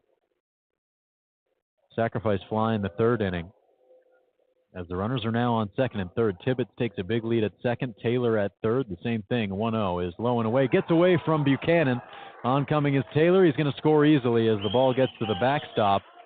And that's not something the Bears want to do. Just give up free runs to the Hoosiers, as they want about as small of a margin as you can have when you come back in the bottom of the ninth frame. Doesn't help that case. It's now 8-4. It's the second ball to Cal Sevcik. Still looking for that first hit on the season. And the 2-0 outside. 2 outs in the frame. They're just 1 out away from getting out of this inning with no runs against them, but can't do it as the 3-0 pitch is over the heart of the plate, 3-1. Yeah, it's just got to be deflating for Drew Leach. I mean, you got 2 outs. You see your way out of this inning. You know, you got runners on, but, yeah, it's a wild pitch like that. Just really can't afford it in this game. 3-1, a topper foul.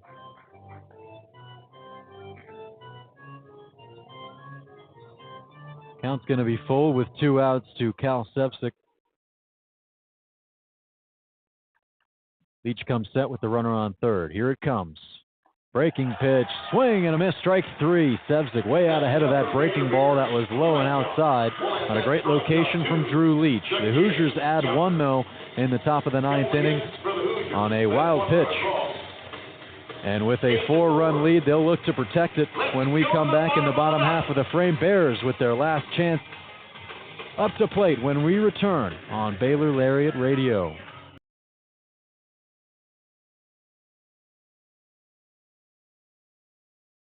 Are you living your best life this year at Baylor? Well, we've got great news. The Baylor Roundup Yearbook has been right there with you, capturing those memories at every event.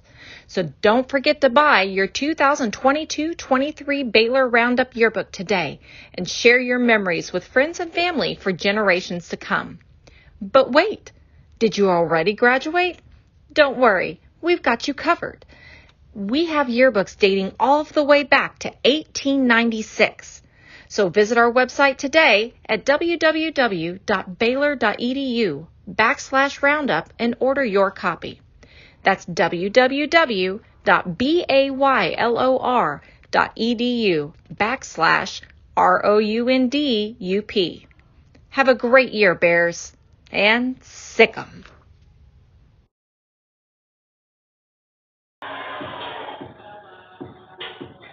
Bottom of the ninth inning from the Baylor Ballpark on Baylor Lariat Radio.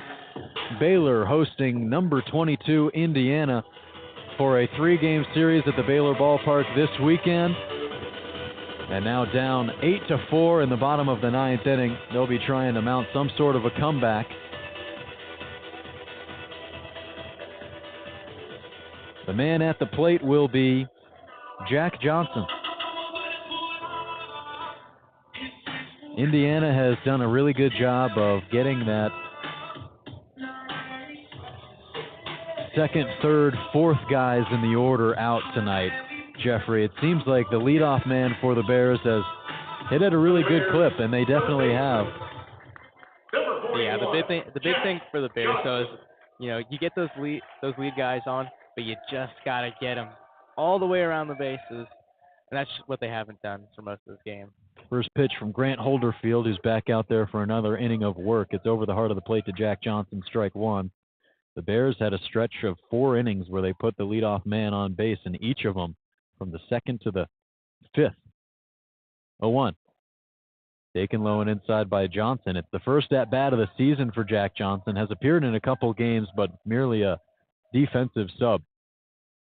So his first time from the right-handed side of the batter's box. The left-handed thrower is Grant Holderfield, who comes set with the tan glove on the first base side of the rubber. And he moves home. It slithers in at knee height, and that's called a strike 2. 1-2 from Grant Holderfield, who's up to 20 pitches on the outing. Lefty has really calmed things down for the Hoosiers, who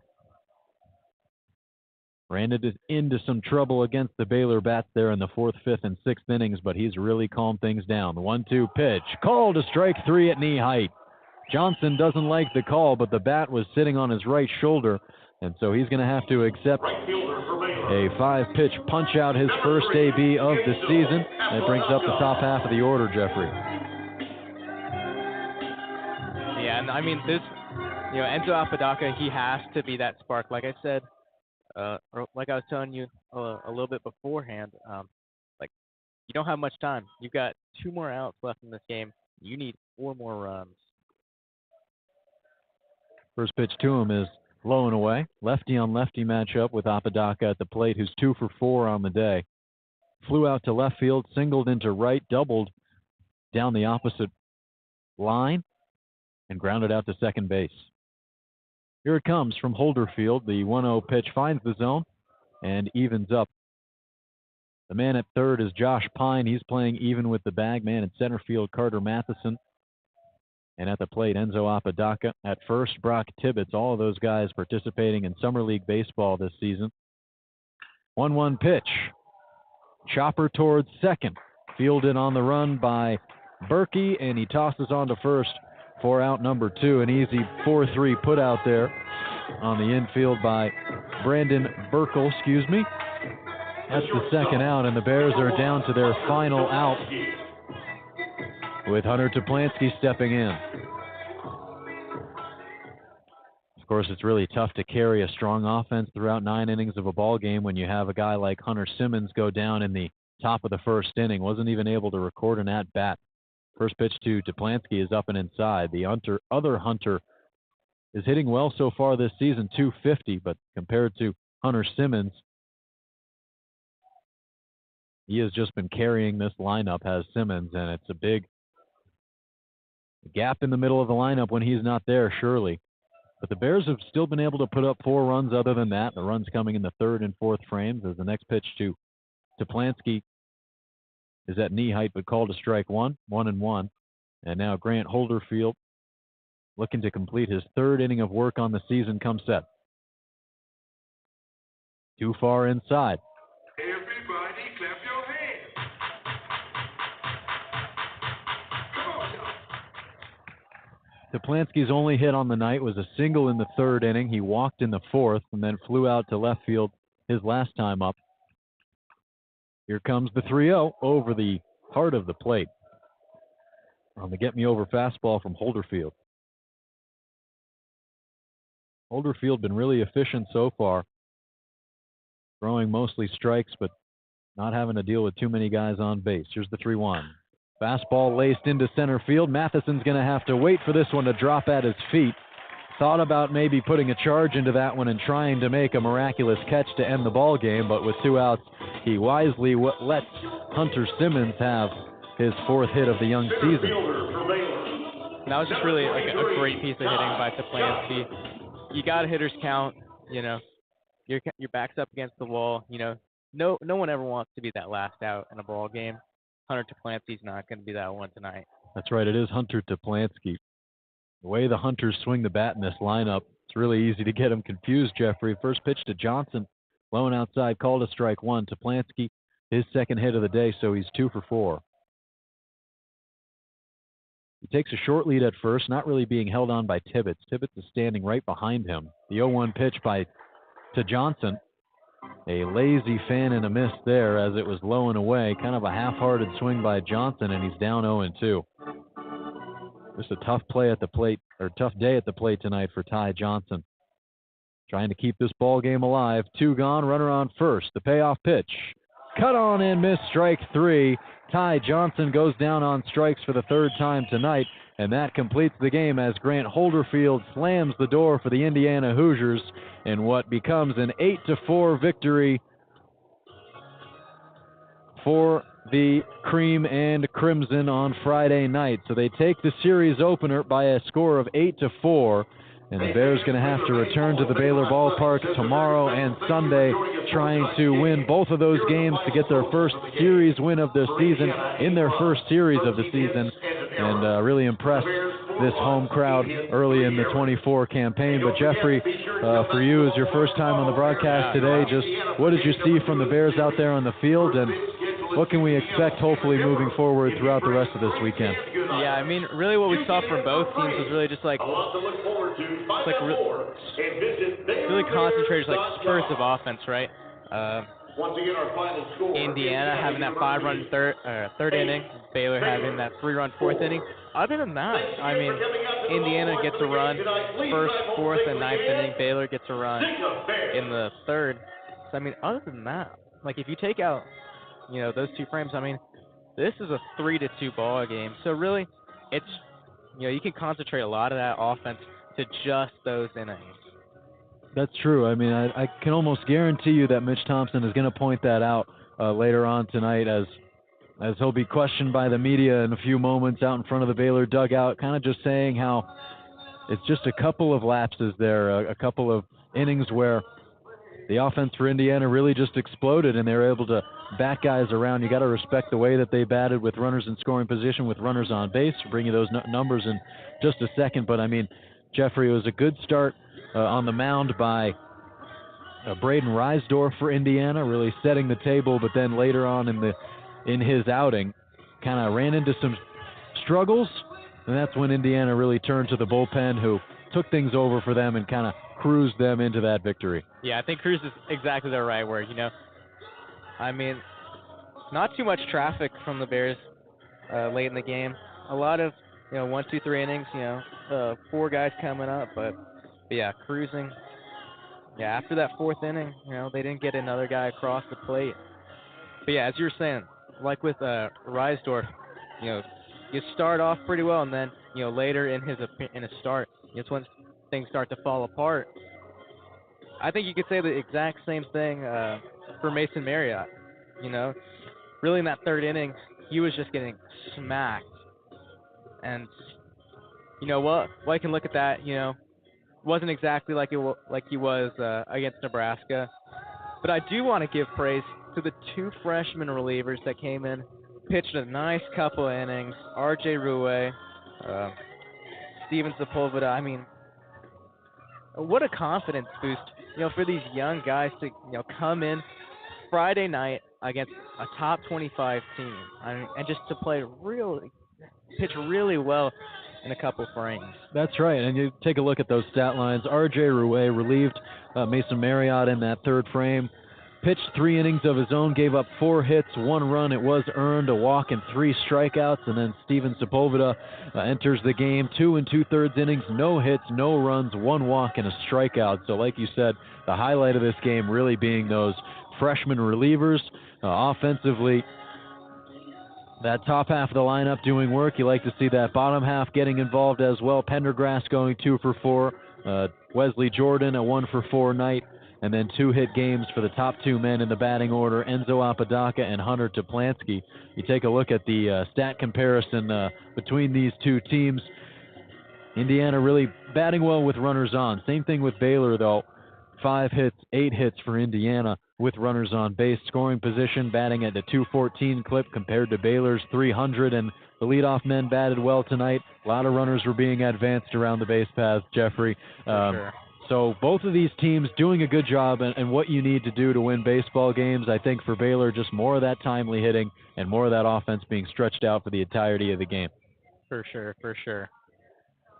But, I mean, that's something that they're hopefully going to be able to improve upon moving on this weekend. What's going to be your major key going into Saturdays and continuing into Sunday's game? I mean, for me, it's really just like, don't let them get that push, for just a big inning, right? It's kind of, setting the tone early in the inning. I've said this before, in the past, talking with friends about baseball. I think, like, the first out is one of the biggest, because then it only takes, obviously 2 more outs. It takes 2 more outs. If you get a runner on, it's a double play, and, you start to see, the light at the end of the tunnel for that inning. Yep. And really, it really sets the tone. As we saw today, a lot of leadoff runners today. Indiana did a little bit of a better job, getting them around the bases. But I mean, to be honest, other than, like I said, the Indiana 5-run third, the Baylor 3-run fourth, I mean, not too many guys got across.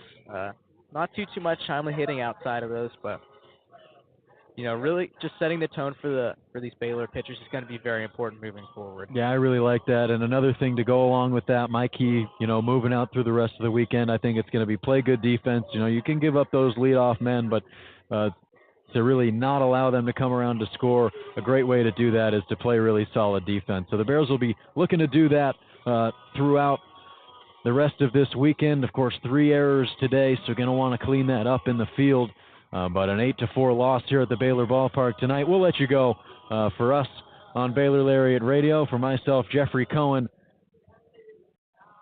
I'm Joe Pratt, and we have brought you Indiana at Baylor for the first game of this 3-game series. The Friday night contest between the Bears and Hoosiers goes the way of the Cream and Crimson as Indiana takes an 8-4 victory from the Baylor Ballpark. Be sure to join us for tomorrow afternoon's game, the 2 p.m. contest between Baylor and Indiana, taking the mound Colin McKinney for his second career start as a Bear, going up against Connor Foley for Indiana. Myself and Jeffrey will be bringing you all the action on Baylor Lariat Radio. Good night from Baylor Ballpark.